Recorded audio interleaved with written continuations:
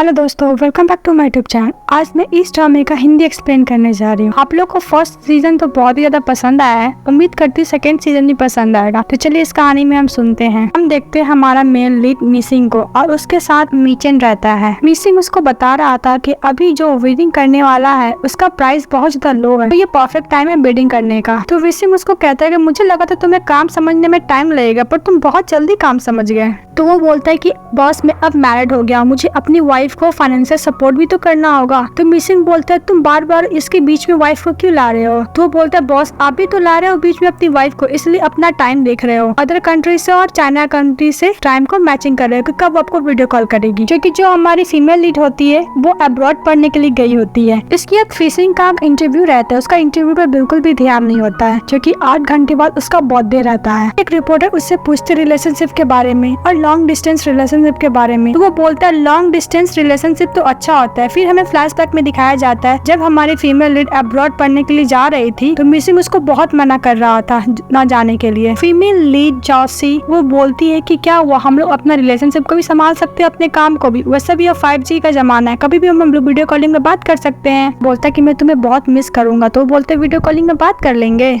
फिर भी वो एग्री नहीं हो रहा था। फिर हमें प्रेजेंट में दिखाया जाता है इंटरव्यू के बाद वो जॉसी को कॉल करता है, पूछता कि आज याद है कौन सा दिन है। तो वो बोलती कि बस मुझे इतना याद है कि मैं असाइनमेंट कंप्लीट करने के चक्कर में 10 दिन में अच्छे से सोई नहीं हूँ, मैं सोना चाहती हूँ। मैंने जो तुम्हें गिफ्ट दिया भेज दिया उसको कलेक्ट कर लेना, और हाँ मैं इस बार भी नहीं आ पाऊंगी, उसके लिए सॉरी। फोन कट कर देती है, जिससे मिसिंग बहुत ज्यादा हॉट और गुस्सा भी करता है। फिर हम देखते हैं जॉसी कार में रहती है, वो वापस चाइना आ गई थी मिसिंग को सरप्राइज देने के लिए, पर ड्राइवर उसको अजीब सा देख रहा था, वो जितना नाटक जो की थी। फिर हम नेक्स्ट सीन में देखते हैं कि मिसिंग जॉसी पर बहुत ज्यादा कंप्लेंट कर रहा था कि 1 साल से वो अब्रॉड है, अभी तक मुझसे मिलने के लिए नहीं आई है। तो मिसिंग बोल रहा था कि हो सकता है कि जॉसी अपना स्टडी में कुछ ज्यादा ही बिजी हो। वो बोलता है धीरे धीरे अब मुझसे कॉल पे भी बहुत कम बात कर रही है, मैं ही पागल था जो उसे अब्रॉड पढ़ने के लिए जाने दिया, मैं नहीं जाने देता तो ऐसा कुछ नहीं होता। अभी वेकेशन में भी, हॉलीडे में भी अब मुझसे मिलने के लिए वो नहीं आ रही है, और बोलता है कि लॉन्ग डिस्टेंस रिलेशनशिप रखना बहुत मुश्किल है। तो मिसिंग बोलता है कि दूर रहने से प्यार बढ़ता है। फिर वो बोलता है कि दूर रहने से प्यार तो बढ़ता है, पर दिल का दूरिया भी बहुत ज्यादा बढ़ जाता है। तो बोलता है अगर मुझसे कॉल लेके वो माफी मांगी तो मुझे माफ नहीं करूंगा। तभी मिसिंग को एक कॉल आता है पार्सल को लेकर। जैसे वो घर से बाहर जाता है पार्सल लेने के लिए, तो वो देखता है कि वहाँ पे जॉसी है। वो देखकर तो बहुत ज्यादा सरप्राइज होता है, पर ऐसा एक्टिंग करता है कि उसको कोई फर्क ही नहीं पड़ रहा है। और जॉसी से बोलता है कि तुम तो बोली थी कि तुम नहीं आओगी, तुम इतना सा एक्टिंग क्यों की। जॉसी बोलती है कि प्लीज ये दोबारा क्वेश्चन मत पूछो। वो ड्राइवर भी ऐसे मेरे को अजीब सा देख रहा था, तुम्हें पता है मैं 2 रातें से सोई नहीं हूँ। क्यूट सा फेस बना के बोले तुम अभी भी गुस्सा हो मेरे से। तो विंसी बोलता है मैं गुस्सा हूँ, पर ऐसा लग नहीं रहा था कि उसे गुस्सा है। फिर उसको हक कर लेता है, तो उसको बर्थडे भी विश करती है। इसके बाद हम लोग फेफे को देखते हैं जो जॉसी का बेस्ट फ्रेंड है, और उसका एक पेट है जो उसका एक्चुअली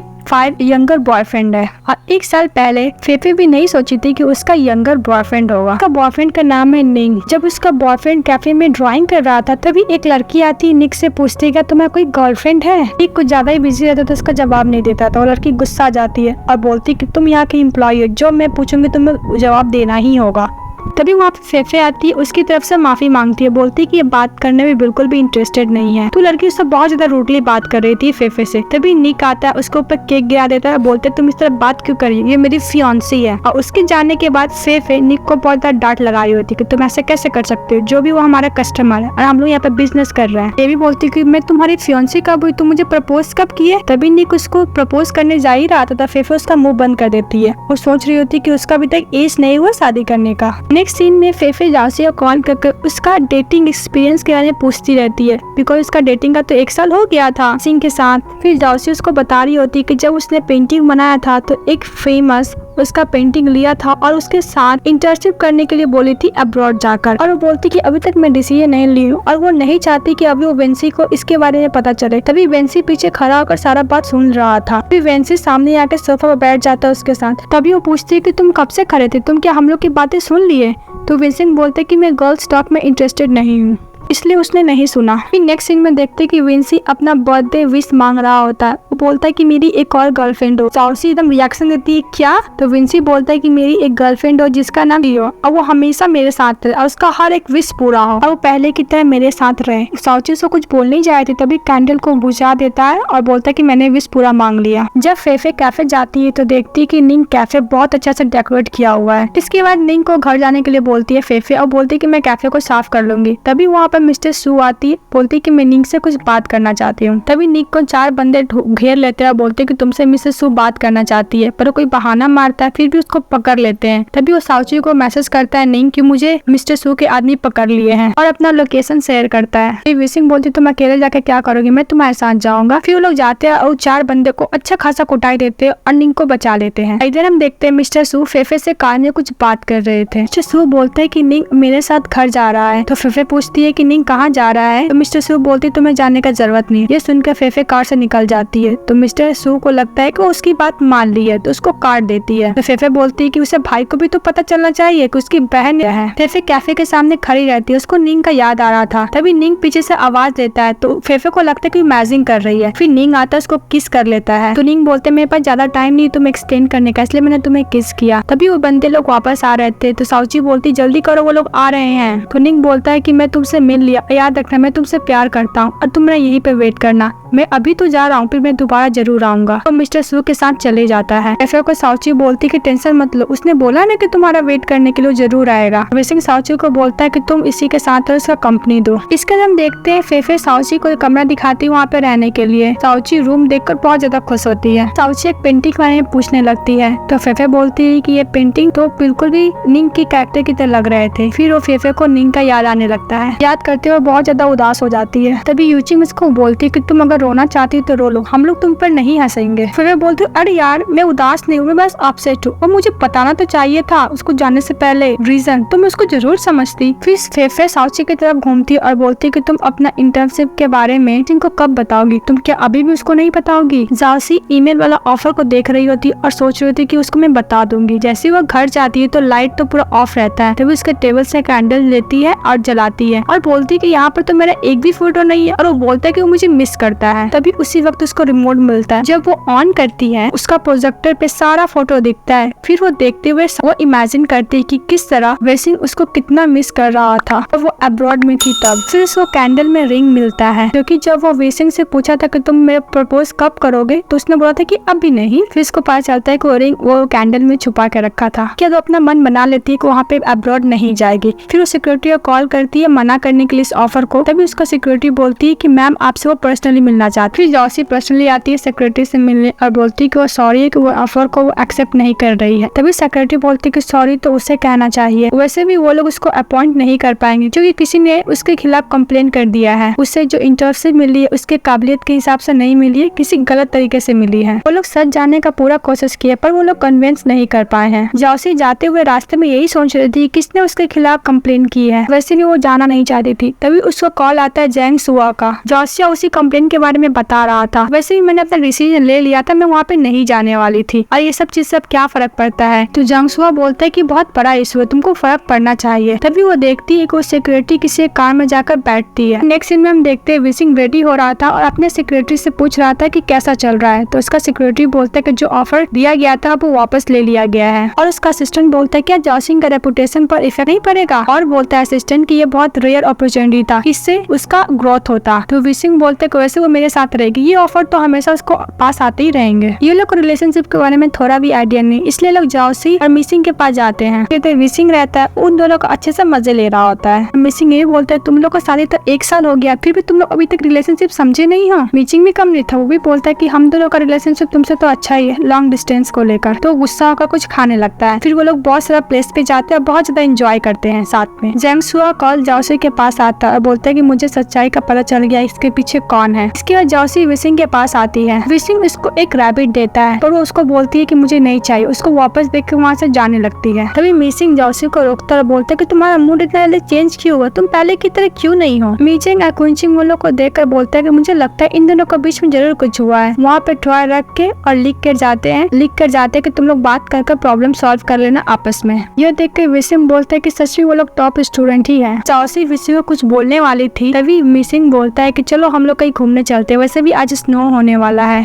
तो साउची बोलती ठीक है चलो। फिर वो लोग उसी ब्रिज पे जाते जब फर्स्ट टाइम वो लोग वहाँ पे मिले थे। फिर साउची विसिंग को बोलती है कि अगर मैं इस ब्रिज से पास नहीं होती उस टाइम, उस वक्त मैं तुम्हें नहीं बचाई होती तो क्या अभी हम लोग फिर भी साथ होते। तो मिसिंग बोलता है ऐसा कुछ नहीं भी हुआ होता, फिर भी मैं तुम्हें अपने आप से अलग नहीं होने देता। तो बोलती तुम अपने बीमारी की वजह से। तो बोलते ऐसा नहीं है। मिसिंग बोलते तुम बस मेरी जिंदगी में रहो, मुझे कैसे रखना है वो मेरे ऊपर तुम छोड़ दो। और बोलता है कि वो हमेशा उसके ऊपर ट्रस्ट करे। तो जाओसी पूछती है किस बारे में। तो मिसिंग बोलता है कि इस बारे में कि जो भी मैं करूंगा उस पर ट्रस्ट रखे, उसके भले के लिए ही करूंगा। फिर साउची अपना हाथ छुड़ाती और बोलती है कि तुमने मुझसे कभी भी झूठ बोला है। तो मिसिंग पूछता है किसके बारे में। तो साउची बोलती मैं तुमसे एक ही बार पूछूंगी, जो कंप्लेंट फाइल हुआ है वो क्या तुम की थे। तो मिसिंग बोलता है इस सवाल से मेरा क्या लेना देना, अगर मैं हूँ भी तो तुम क्या डिसीजन लोगी। तो बोलती कि मैंने देखा था वो सिक्योरिटी को तुम्हारे कार में जाते हुए, और जो स्टूडेंट ने मेरे खिलाफ कंप्लेन किया था उसको यूना कंपनी की तरफ से ऑफर मिला, यानी कि वो मिसिंग का कंपनी था। वो मिसिंग उसको कुछ बोलने जा रहा था तभी वो उसका मुंह बंद करा देती है। वो बोलती है कि मैं तुम्हारे बिहाफ में बोलती हूँ, तुम ऐसे कैसे सोच सकते हो कि मैं अपने करियर के लिए मैं तुम्हें छोड़ दूंगी। मैं इतना सेल्फिश तो नहीं हूँ, वैसे भी तुम लॉन्ग डिस्टेंस रिलेशनशिप को संभाल नहीं पा रहे थे। तो मिसिंग बोलता तुम 1 साल पहले भी मुझे छोड़कर चली गई थी अपने करियर बनाने के लिए,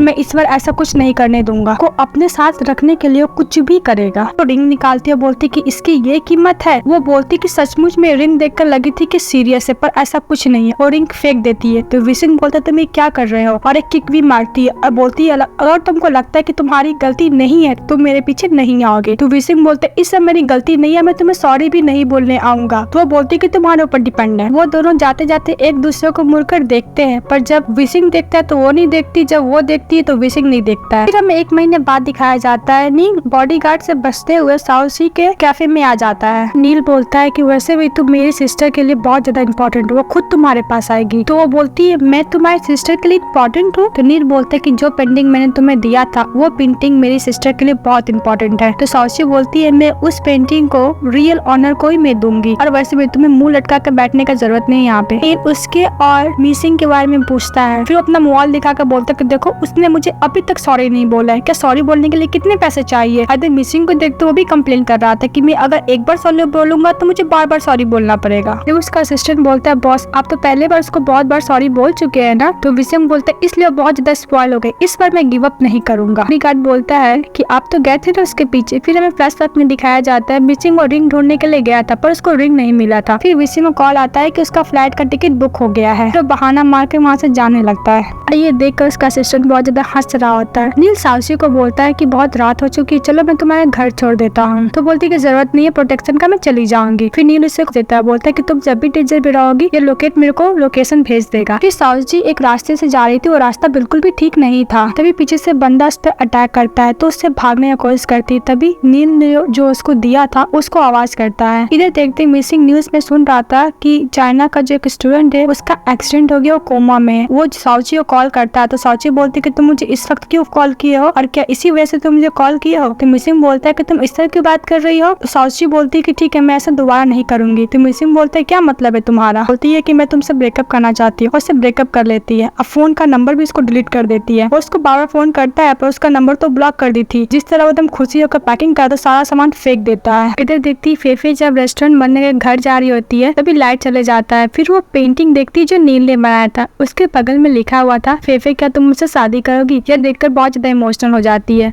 इधर हम देखते हैं मिसिंग और साउची का फोटो देखकर बहुत ज्यादा रो रहा होता है।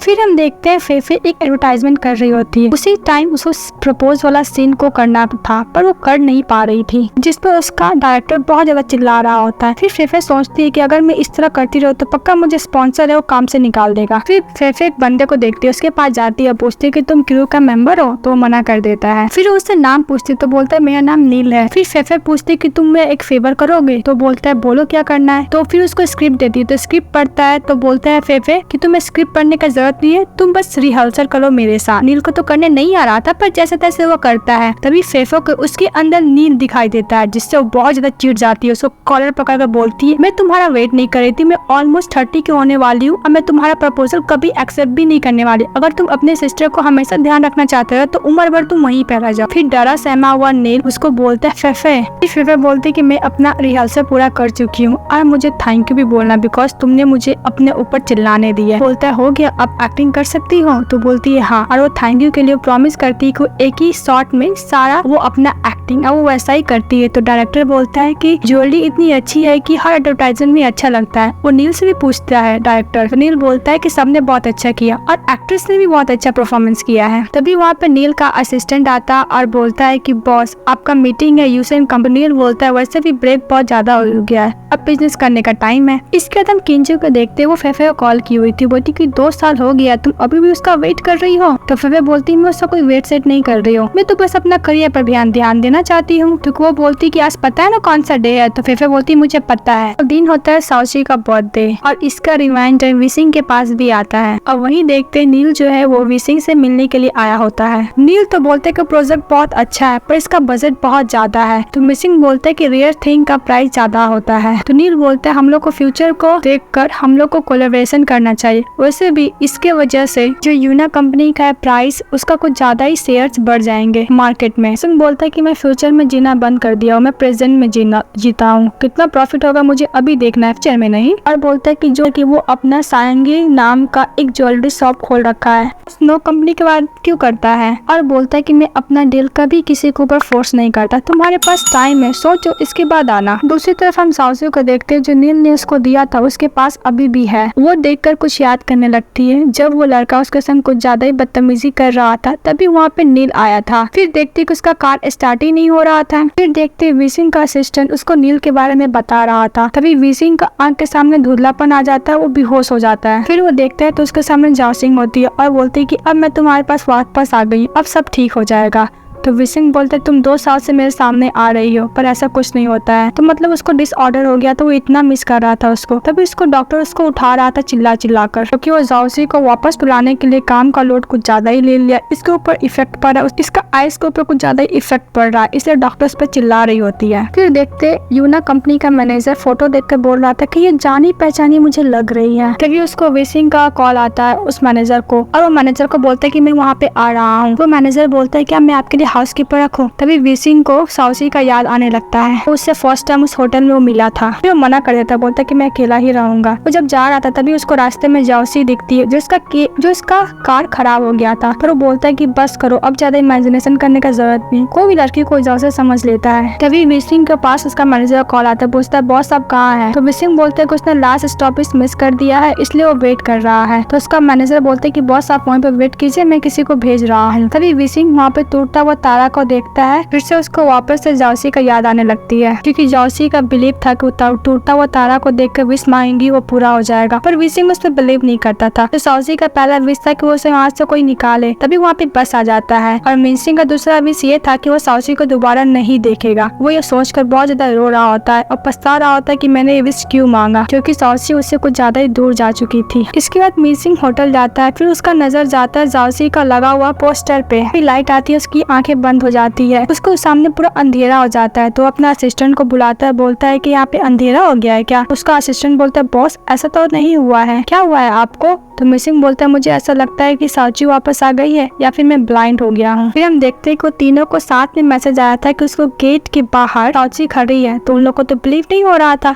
जब गेट खुलता है तो सचमुच वहाँ पे साउची खड़ी थी। इधर मिसिंग जाओसी से पूछते कि तुम 2 साल बिना बताए कहाँ चली गई थी? तो वो बोलती कि मैं पेरिस चली गई थी, वहाँ पे मुझे अच्छा सा काम मिला, पे काम करने लगी, अभी मैं क्यूरेटर हूँ। उसको समझाने की कोशिश करती है, बोलती कि अगर तुम्हारे वाइफ के बीच में डिवोर्स हो जाएगा तो तुम क्या करोगे? तो मिसिंग बोलते कि मैं बहुत दूर चले जाऊंगा जिससे कोई मुझे डिस्टर्ब ना करे। तो बोलते कि ऐसा ही मैं की हूँ। फिर बोलते कि मैं यहाँ पे तो नहीं थी, पर मैं सबका खबर लेती थी। फेफे एक्टिंग का काम कर रही है, यूचिंग जो है वो प्रोफेसर बनने वाली है, जो मीचिंग है वो इन्वेस्टमेंट संभाल रहा है, और मुझे यहाँ तक पता है कि तुम्हारे पेरेंट्स लोग ग्रैंड चिल्ड्रन का बात कर रहे हैं, और फेफे के जो पेरेंट्स है उसके लिए लड़के ढूंढ रहे हैं। फिर वो सभी दोस्तों बैठ के बात करते हैं, तभी उसमें भी साउची को बॉस का फोन आता है, उसको जाना रहता है। तो उसकी फ्रेंड लोग गुस्सा आते हैं, तो मीचिंग सबको समझाती है कि वो यहाँ पे रह रही है तो कभी भी उससे मिल सकती है। तभी वहाँ से जाती रहती थी, पीछे से फेफे आती है और बोलती है कि तुम कभी भी अब्रॉड में नील से मिली हो? कि नहीं, मैं 2 सालों में नील से नहीं मिली हूँ। फिर हमें 2 साल पहले का दिखाया जाता है, जब वो हॉस्पिटल में थी तो डॉक्टर बोल रहे थे कि जो लड़का इसके साथ आया वो बहुत ज्यादा इंजर्ड हुआ है और क्रिटिकल सिचुएशन में है। वो ये सब सुनने के बाद वो मिस्टर निंग से मिलने के लिए जाती है, तभी तभी वो देखती है कि वहाँ पे मिस्टर सू है। तो मिस्टर सू से पूछती है कि नींग का हालत कैसा है। तो वो बोलती है कि नींग का हालत जो भी ऐसा है ना, उसका सिर्फ जिम्मेदार तुम हो। फिर वो बताती है कि नील का हालत बहुत ही ज्यादा खराब है, उसको कुछ फ्रैक्चर हुए हैं और ब्रेन में इंटरनल ब्लीडिंग अभी भी हो रहा है। बचा तो लिया गया है पर उसका इफेक्ट बहुत बुरा होने वाला है। फिर देखते मिस्टर सू उसको बोल रहा है कि तुम्हें तो अच्छा लग रहा होगा ना बचकर, किसी का जान खतरे में डालकर तुम तो खुद तो बच गई हो ना। मिस्टर सू बोलती है कि तुम तो मेरा कंडीशन जानती हो, अगर कोई भी मेरा नुकसान करता है तो मैं 10 गुना ज्यादा उससे निकलवाती हूँ। तो साउजी बोलती है तुम्हें क्या मुझसे चाहिए। तो मिस्टर सू बोलती है जब तक नील का हालत ठीक नहीं हो जाता तुम उसके साथ रहोगी। जासिंग बोलती है ठीक है पर तुम्हारा कंडीशन क्या है। तो मिस्टर सू बोलती है मैं विसिंग को लाइक करती हूँ इसलिए मैं तुम दोनों को अलग करना चाहती हूँ। तो जासिंग बोलती है कि मिस्टर सू आप किसी से प्यार नहीं कर सकते, जिसका भाई का हालत इतना खराब है वो मेरे से डील करने के लिए आया है और वो किसी से प्यार कर सकता है, मजाक मत कीजिए। जाओसी ये भी बोलती कि नील मेरा रिस्पॉन्सिबिलिटी है, मैं उसका पूरा ध्यान रखूंगी। तभी मिसिंग का कॉल आ जाता है तो मिस्टर सू फोन उठा लेती है और बोलती कि जो कुछ ने मुझे तुम बोली हो अब प्रूफ करके दिखाओ। फिर हमें प्रेजेंट में दिखाया जाता है जाओसी को, उसको कॉल आता बोलता है कि नील गायब हो गया है। तो बोलती है कैसे हो गया और जितने भी बार और डांस क्लब है सब में उसको ढूंढा जाए। जाओसी हॉस्पिटल गई थी तो मिस्टर सू को कॉल करके बताती है कि नील किसी फ्रेंड के घर गया था पार्टी में और वहीं पर रुक गया है। तो मिस्टर सू को लगता है कि इसका आवाज इतना वियर्ड क्यों है। फिर डॉक्टर आता है उसको बताता है कि तुमको फीवर है। तो पूछते हैं कि कुछ ज्यादा ही सीरियस है क्या, मेरे काम के ऊपर भी इफेक्ट पड़ेगा। तो डॉक्टर बोलता है हाँ इफेक्ट पड़ेगा। ये बात वो मिस्टर सू को सुना रही होती है और थोड़ा सा एक्टिंग करके बोलती है कि वो यूना कंपनी में नहीं जा सकती है। मिस्टर सू तो ऑलरेडी फोन कट कर चुकी थी। फिर हम दूसरी तरफ विसम को देखते हैं, वो भी आंखों का ट्रीटमेंट के लिए हॉस्पिटल आया हुआ था क्योंकि उसके आंखें जो है वो ठीक हो सकती है अगर वो स्ट्रेस ना ले और आराम करे। तो उसका असिस्टेंट जेपी बताता है कि डॉक्टर बोले हैं कि आपको हॉस्पिटल में रहना होगा, कुछ दिन तक वो एब्सॉर्ब करेंगे। और विसम बोलता है कि जितने भी मीटिंग है कैंसिल कर दो और कुछ दिन के लिए तुम कंपनी संभालो और जितने भी कॉल्स होंगे कॉन्फ्रेंस में ले लेना। तो बोलता है बहुत चलो मैं आपको वार्ड तक छोड़ देता हूँ। तो विसिंग बोलता है कि आज नहीं तो कल मुझे अकेले ही चलना होगा, इसलिए मैं अभी से आदत डालना चाहता हूँ। विसिंग वहाँ से जाते रहता है, वहाँ पे जाओसी खड़ी रहती है। विसिंग उसके सामने से चले जाता है और उसको ऐसा लगता है कि वो स्ट्रेंजर की तरह उसको ट्रीट कर रहा है, उसको बहुत बुरा लगता है। फिर नेक्स्ट सीन में हमें दिखाया जाता है कि दो नर्सें बात कर रही थी कि विसिंग ब्लाइंड हो गया है। फिर वो दो नर्सें से विसिंग के बारे में पूछती है तो हम लोग विसिंग को देखते हैं कि वो गार्डन में बैठा रहता है और विसिंग ये सोच रहा होता है कि पहली बार जिंदगी में एक ही कलर दिख रहा है, आंख खोलने पर भी और बंद करने पर भी। अब तो विसिंग को भी मैचिंग नहीं कर रहा है। तभी उसके पास एक बच्ची आती है और बोलती कि क्या आप रो रहे हो। तो अचानक से घूमता है विसिंग, तो उसके वजह से उसका बच्ची का बैलून छूट जाता है। तो बच्ची रोते रोते बोलती है कि नहीं मुझे वही बैलून चाहिए। तो विसिंग वो बैलून ढूंढने की कोशिश करता है पर उसको नहीं मिल पाता है। तब जब वहाँ पर जासी आती है वो बैलून विसिंग को देती है, विसिंग वो बैलून बच्चे को दे देता है। विसिंग जासी को थैंक यू बोलता है और जब जासी वहाँ से जाते रहता है तो वेंस से ठोकर लग जाता है, इसका से गिरने लगता है। तो जासी उसको सीट पर बैठाती है। तो मिसिंग बोलता है मैं भी यूज्ड हूँ नहीं हूँ इस स्टिक का। फिर साउची उसे पूछती है कि तुमको क्या बीमारी हुआ है। तो मिसिंग अपना बीमारी के बारे में बताता है। तो साउची उसको बारे में सर्च करती है। तो मिसिंग बोलता है ये बीमारी इतना सीरियस नहीं है, अगर मैं डॉक्टर का ट्रीटमेंट को फॉलो करूंगा तो मैं जल्दी ठीक हो जाऊंगा। साउची बोलती है 2 सालों में तुम कैसे हो गए, तुम अपना हालत कैसे कर ली है। तो मिसिंग बोलता है तुम मुझे जानती हो। साउची झूठ बोलती है कि तुमको कौन नहीं जानता, तुम इतने बड़े बिजनेसमैन हो, मैगजीन और न्यूज़पेपर में आपका आर्टिकल छपते रहता है। मिसिंग बोलते कि मैं 2 साल से सिंगल हूँ, फिर भी पता नहीं लोगों को मेरे अंदर इतना इंटरेस्ट क्यों, मेरे बारे में लिखते क्यों है। तो साउची बोलती है कि तुम्हारी कोई गर्लफ्रेंड नहीं है। तो मिसिंग बोलता है कि मैं हॉस्पिटल में ऊपर मुझे कोई भी लड़की विजिट करने नहीं है, इसका मतलब मैं सिंगल हूँ। और वो ये भी बोलता है कि तुम क्या जर्नलिस्ट हो, मेरे पर्सनल लाइफ में इतना इंटरेस्ट ले रही हो। तो जासी बोलती कि मैं कोई जर्नलिस्ट नहीं हूँ, मैं बस यहाँ से पास कर रही थी तो मैंने तुम्हें देख लिया। वो उसको असिस्टेंट को आते हुए देखते वहाँ तुरंत चली जाती है। उसका असिस्टेंट आता है तो विसिंग कुछ ढूंढ रहा था। तो उसका असिस्टेंट बोलता है बॉस अब क्या ढूंढ रहे हो। तो बोलता है कि जो लड़की यहाँ पर बैठी हुई थी उसने कुछ गिरा दिया है। तभी उसका असिस्टेंट को उसका फोन मिलता है और वॉलपेपर पर देखता है तो जाओसी का फोटो रहता है। तभी हमें फेफे को दिखाया जाता है, वो नींग को देखती है जो उसके पास से जा रहा था। वो उसको देख कर उसके पीछे भागती है, उसका नाम भी बुलाती है। तभी वहाँ पे नील आके उसको रोकता है, फिर भी नहीं रुकती है, वो नीक के पीछे भागती रहती है। भागते भागते वो गिर जाती है। तभी उसको कॉल आता है, बोलता है कि मुझे कुछ काम था इसलिए मैं नहीं आ पाऊंगी। डायरेक्टर प्रोड्यूसर को बोल देना कि मैं उनसे आकर पर्सनली माफी मांगूंगी। तभी वो बोलती कि हाँ मुझे पता है मैं उतनी फेमस नहीं हूँ, अगर तुम्हें चाहिए तो तुम दूसरी एक्ट्रेस को रख लो, मैं काम छोड़ रही हूँ। ये सब पीछे खड़ा होकर नील सुन रहा था। फेफे बैठी रहती, उसका फोन बंद हो रहा था। तभी वहाँ पे नील आता था। फेफे पूछती कि तुम यहाँ पे कब से खड़े हो, जब से तुम चिल्ला चिल्ला के बोल रही थी कि तुम ये काम छोड़ रही हो, तुम दूसरी एक्ट्रेस को ढूंढ लो। फिर वो जैसी खड़ा होती है जाने के लिए गिरने वाली रहती। इस बार नील उसको संभाल लेता है। जब उसका घाव पे वो स्प्रे करता है मेडिसिन तो बहुत ज्यादा चिल्लाती है। तो फिर नील पूछता है कि तुम घर जा पाओगे या अकेले? तो बोलती है हाँ। और जैसे वो जाती रहती नील को साथ में लेकर गिरती है। इसके बाद हम देखते हैं नील को जो सोते हुए जाओसी को देख रहा था। जाओसी बोलते कि मैं तुम्हें यहाँ आने से पहले बोली थी नहीं किसी को नहीं डराना। तो नील बोलता है कि तुमने भी कहा था तुम अपने बॉयफ्रेंड से नहीं मिलोगी। जाओसी पूछती है कि तुमने मेडिसिन खाई? तो नील बोलता है कि नहीं मैं मेडिसिन नहीं खाया बिकॉज वो बहुत ज्यादा कड़वी थी, इससे बट इंसोम्निया कारण मैं रात भर नहीं सोऊंगा। जाओसी उसको जबरदस्ती मेडिसिन खिलाती है। इधर नील फेफे को लेकर जा रहा था और पूछता है कि तुम वहाँ से इस तरह पागलों की तरह क्यों भागी थी? क्या वो लड़के के पीछे भागी थी? वो तुम्हारा क्या एक्स बॉयफ्रेंड है? तो फेफे बोलती नहीं वो मेरा एक्स बॉयफ्रेंड नहीं, अगर वो मेरा एक्स बॉयफ्रेंड होता तो मुझे इस हालत में शहर को कभी नहीं जाता। तो नील बोलता है हाँ शायद तुम्हारा एक्स बॉयफ्रेंड नहीं था। इसके बाद हम देखते हैं साउसी को जो सोते हुए नील को देख रही थी और 2 साल पहले वाला बात को याद कर रही थी। साउसी मिस्टर सू से पूछती है नील क्या होश में आ गया है? तो मिस्टर सू बोलती है उसका लाइफ डेंजर से तो बाहर है पर अभी डॉक्टर उसको एग्जामिन कर रहे हैं और उसका मेंटल स्टेट बिल्कुल भी ठीक नहीं है। फिर साउसी मिस्टर सू से पूछती है कि नील को हुआ क्या है? नील अपना मेमोरी लॉस कर दिया है। नील को ब्रेन में सीरियसली इंजर्ड हुआ है और वो अपना मेमोरी भी लॉस कर दिया है। बातें करते तभी आवाज आती है तो वो लोग जाकर देख नील डॉक्टर के ऊपर अटैक कर दिया था। तो मिस्टर सू उसको छोड़ने के लिए बोलती है। तो नील बोलता है तुम होती कौन हो? मैं तुम्हारा बात क्यों सुनूं? तो साउची बोलती है तुम्हारी सिस्टर है। फिर नील मिस्टर सू पे ही हमला कर देता है। तो साउची उसको बहुत मना करती है पर उसका बात ही नहीं सुनता। फिर वो चेयर से उसे पीछे से मार देती है जिसकी वजह से बेहोश हो जाता है। फिर साउची नील से पूछती है क्या सच में तुम्हारा मेमोरी लॉस हो गया है? तो नील एकदम गुस्सा से बोलता है तुमको देखकर क्या लग रहा है? और बोलता है कि मुझे जल्दी खोलो। तो साउची बोलती तुम बहुत ज्यादा गुस्सा कर रहे थे और कुछ ज्यादा ही एग्रेसिव हो रहे थे इसलिए मैंने तुम्हें पीछे से चेयर से मारी थी। देखो देखो अभी भी तुम वैसा ही कर रहे हो। और वो ये भी बोलती कि अगर तुम मेरे सारे सवाल का सही जवाब दोगे तो मैं जरूर खोल दूंगी। उस दिन मुझे तुम ही बचाए थे ना? बिकॉज वो इसलिए ऐसे पूछ रही थी बिकॉज साउची उस टाइम होश में नहीं थी, उसको धुंधला धुंधला दिख रहा था, उसको बस नील का आवाज आ रहा था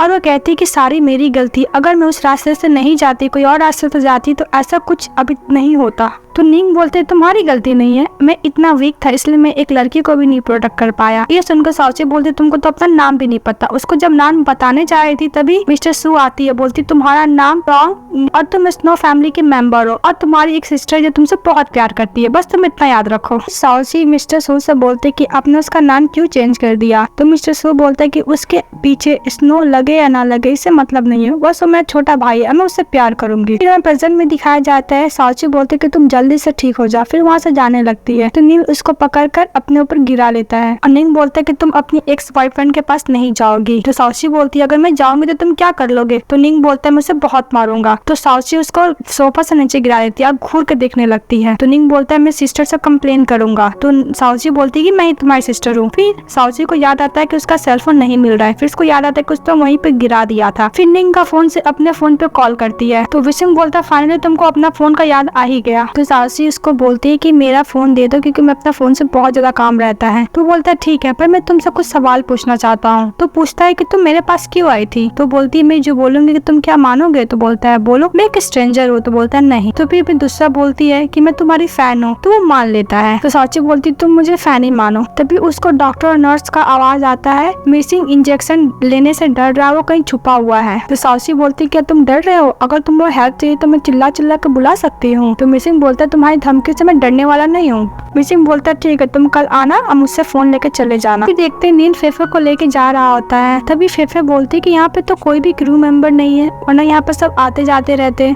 तो नील बोलते अच्छा ही है ना, तुम्हें ना डायरेक्टर ना प्रोड्यूसर से माफी मांगना होगा। जैसे ही वो अपने रूम का दरवाजा खोलती है वो दोनों नीचे गिर जाते हैं। फिर वहाँ पे देखते डायरेक्टर प्रोड्यूसर और बहुत सारे क्रू के मेंबर रहते हैं। तो डायरेक्टर बोलते हैं कि तुम्हें बहुत ज्यादा चोट लगी है। तो फिर बोलते हैं नहीं मैं ठीक हूँ, हम लोग शूटिंग स्टार्ट कर सकते हैं और आप प्लीज मुझे रिप्लेस मत कीजिएगा। तो डायरेक्टर नील की तरफ देखता है। डायरेक्टर बोलता है तुम क्या बोल रही, चलो चलो बैठो। फिर देखते हैं साउसी जो अपना फोन लेने के लिए आई होती है। तो नर्स उसको बताती है कि विशिंग फिर से इंजेक्शन नहीं लिया है, कहीं छुपा हुआ है। जाओसी विशिंग को देखते हुए कहती है कि उसे बहुत अच्छी तरीके से मालूम है वो खुद ही उसको छोड़ गई थी, इसलिए उसके लाइफ में वो इन्वॉल्व नहीं होना चाहती। वैसे भी वो स्ट्रेंजर बन को तो उसको कंफर्ट दे ही रही है तो उसको किसी चीज का टेंशन लेने का जरूरत नहीं है। फिर वो सोचते सोचते मिसिंग के पास चली जाती है, उसके साथ बैठती है। तो विशिंग पूछता है कि तुम यहाँ पे क्या कर रही हो? वैसे भी मैंने तुम्हारा फोन तो रिटर्न कर दिया है। तो साउजी उसको बोलती है मैं तुम्हें थैंक यू बोलने के लिए आई हूँ और वैसे भी तुम फिर से क्यों छुप कर बैठे हुए, तुमको अपना आइस का ट्रीटमेंट नहीं कराना है? विशिंग साउजी को बोलता है कि तुम्हें इससे कुछ लेना देना नहीं है, तुम्हारा इससे कुछ कुछ इन्वॉल्व नहीं है, तुम जा सकती है यहाँ से। साउची होती है उस मिसिंग को रोकती है और बोलती है कि तुम्हें ट्रीटमेंट करा लेना चाहिए। तो मिसिंग बोलता है कि इससे तुम्हें कुछ लेना देना नहीं है, मैं इंजेक्शन नहीं लूंगा, बोल के जाने लगता है। तभी मिसिंग के पास बिल्ली आती है, उसको तो दिखाई नहीं दे रहा था तो वो डर जाता है और गिरने लगता है। वो उसको बचाने की कोशिश करती है, फिर भी उसके ऊपर गिर जाती है और उसको सॉरी बोलती है, कुछ सही टाइम पर उसको नहीं बचा पाई। तो वहाँ से जाने लगती है तो मिसिंग उसको हाथ पकड़ लेता है। तो साउची बोलती तुम तो अभी मेरा हेल्प नहीं ले रहे थे, पर अब क्या हुआ? तो मिसिंग बोला तुम मेरी फैन हो कि नहीं हो? तो साउची बोलती अभी तो तुम भूल ही जाओ कि मैं तुम्हारी फैन हूँ। वहाँ से जाने लगती है पर मिसिंग उसका पैर पकड़ लेता है। तो बोलता है ठीक है, मैं वहाँ से कैट तुम्हारे लिए हटा दूंगी, पर इसके बदले तुमको आइस का ट्रीटमेंट कराना होगा और इंजेक्शन लेना होगा।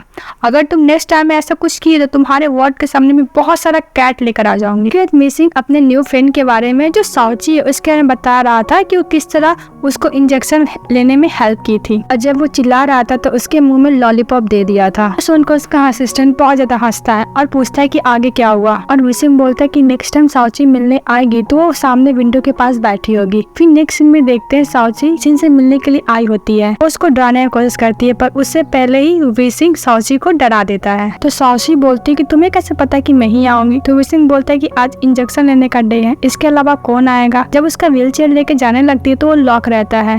तो साउची बोलती है तो लॉक है, उसे की मांगती है पर वो नहीं देता है। तो बोलती कि ये पर सोचो कि मैं तुम्हें टच करने से घबराऊंगी, मैं तुम्हें टच कर सकती हूँ। फिर उसको की देता है पर एक कंडीशन पे कि तुम ऐसा कोई कहानी बताओगी जो तुम की हो पर तुम लाइफ में बहुत ज्यादा रिग्रेट की हो। तो साउची बोलती कि ये सुनकर तुम्हें क्या होगा? फिर विसिंग बोलते हैं मुझे रिग्रेट वाला कहानी सुनकर बहुत मजा आता है। फिर साउची उसको कहानी सुनाती कि मेरा एक फ्रेंड था जो हम लोग बहुत अच्छा फ्रेंडशिप था, पर बीच में झगड़ा हुआ जिसकी वजह से मैं उसे छोड़ दी और ब्रेकअप भी कर ली। मिसिंग बोलते तुम क्या रिग्रेट कर रही हो? बोलती हाँ मैं रिग्रेट भी कर रही हूँ और मिस भी कर रही हूँ। तो मिसिंग बोलते तुम मुझसे दोबारा नहीं मिलना चाहोगी? तो बोलती कि नहीं, अगर मौका मिलेगा तो मिलना चाहूंगी, पर मैं यही चाहती हूँ कि मेरे बारे में भूल जा, अब मैं भी उसके बारे में भूल जाऊँ, एक स्ट्रेंजर की तरह मैं मिलूँ उससे। बोलती कि स्ट्रेंजर से बात करने में कंफर्टेबल होता है और उसमें बिल्कुल भी नहीं लगता कि कोई अपने से बात करे, उसमें मेमोरी का भी जरूरत नहीं होता है। तभी साउची के पास मिस्टर सू का मैसेज आता है, बोलता है कि तुम किस तरह मिसिंग से हैंडल करने वाली हो? तो वो बोलती है कि मैं मिसिंग से नहीं मिलने वाली, हम लोग बिना उसका कॉपरेशन से भी हम लोग अपना ब्रांड और पॉपुलैरिटी भी पा सकते हैं। यदि मिसिंग को देखते अपना असिस्टेंट से बात कर रहा था,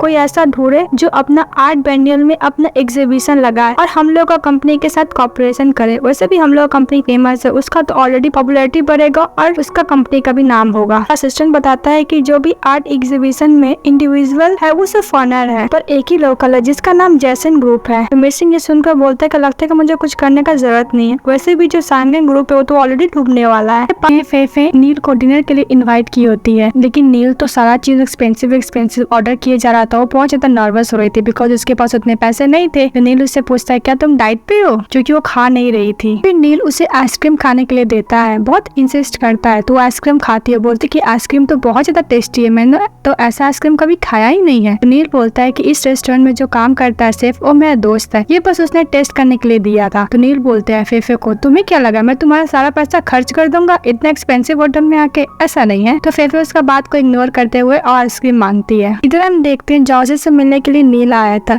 नील एक्चुअली मिसेस सू का भाई रहता है। तो जॉर्ज नील बोलता है कि यह काम मेरी सिस्टर ने तुम्हारे ऊपर दिया है तो मुझे देख कर तो आना ही पड़ेगा ना, वैसे भी तुम क्या वेसिंग के मामले में इन्वॉल्व हो? तो बोलती कि बहुत ज्यादा फेमस है, मैं इन्वॉल्व नहीं होना चाहती, अगर तुम वैसे को वीकनेस बनना चाहोगी तो इससे ज्यादा मेरी सिस्टर और कोई खुश नहीं होगा। नील ये भी पूछता है तो तुम क्या ऐसा कुछ करना चाहोगी? दूसरी तरफ जॉर्ज जैसन ग्रुप का सीईओ से मिलने के लिए जाती है, उसको जैसन ग्रुप का सीईओ उसको तारीफ करता है पर कोलैबोरेशन करने के लिए मना कर देता है। जो जैसन ग्रुप का सीईओ रहते हैं उसकी डॉटर वीडियो कॉलिंग में बात कर रही होती है, तभी वो साउची को देखती है और उनको बोलती है रुकने के लिए, क्योंकि वो एक टाइम उसको जान बचाई थी लेक के पास। वो अपने पापा से बोलती है कि जॉर्ज ने उसको एक बार जान बचाया था तो उसको ऐसे जाने ना दे। और दूसरी तरफ वेसिंग को पता चलता है सांघाई ग्रुप और वेसिंग ग्रुप का कोलैबोरेशन हो गया है। तो वेसिंग अपने असिस्टेंट से पूछा ये कैसे हुआ? तो उसका असिस्टेंट बताता है, बोलता है कि मिस्टर सू का असिस्टेंट है सिस्से नू नाम का, उसी ने ये कोलैबोरेशन किया है। जब वेसिंग उसके बारे में पूछता है तो उसका असिस्टेंट बताता है कि उसके प्रोफाइल फोटो पर कोई फोटो या फिर कोई पोस्ट या फिर कोई नाम भी नहीं लिखा हुआ है। तो उसी तरफ हम देखते हैं फेफे जब अपना शूटिंग के लिए जा रही थी तभी उसको देखता है कि नेक पर कुछ ज्यादा एलर्जी रिएक्शन हो जाते हैं। तो उसका असिस्टेंट बोलता है कि तुमने कुछ खाया था क्या, और उसको बोलते हैं नीचे आकर वेट करने के लिए। फिर उसको याद आता है कि किचन ने इसके ऊपर स्प्रे किया था था। तो फिर वो किचिंग से पूछते कि तुमने क्या स्प्रे किया था? तो किचिंग बोलती कि नहीं, मैंने को तो स्प्रे किया ही नहीं था। तभी उसको याद आता है कि नील के साथ जो आइसक्रीम खाई थी वो कभी नहीं खाई थी। तभी लिफ्ट का पावर कट हो जाता है, वो जोर से चिल्लाने लगती क्या हुआ, और उसी के पास खड़ा था निंग। निंग बोलता है ऑफ कोर्स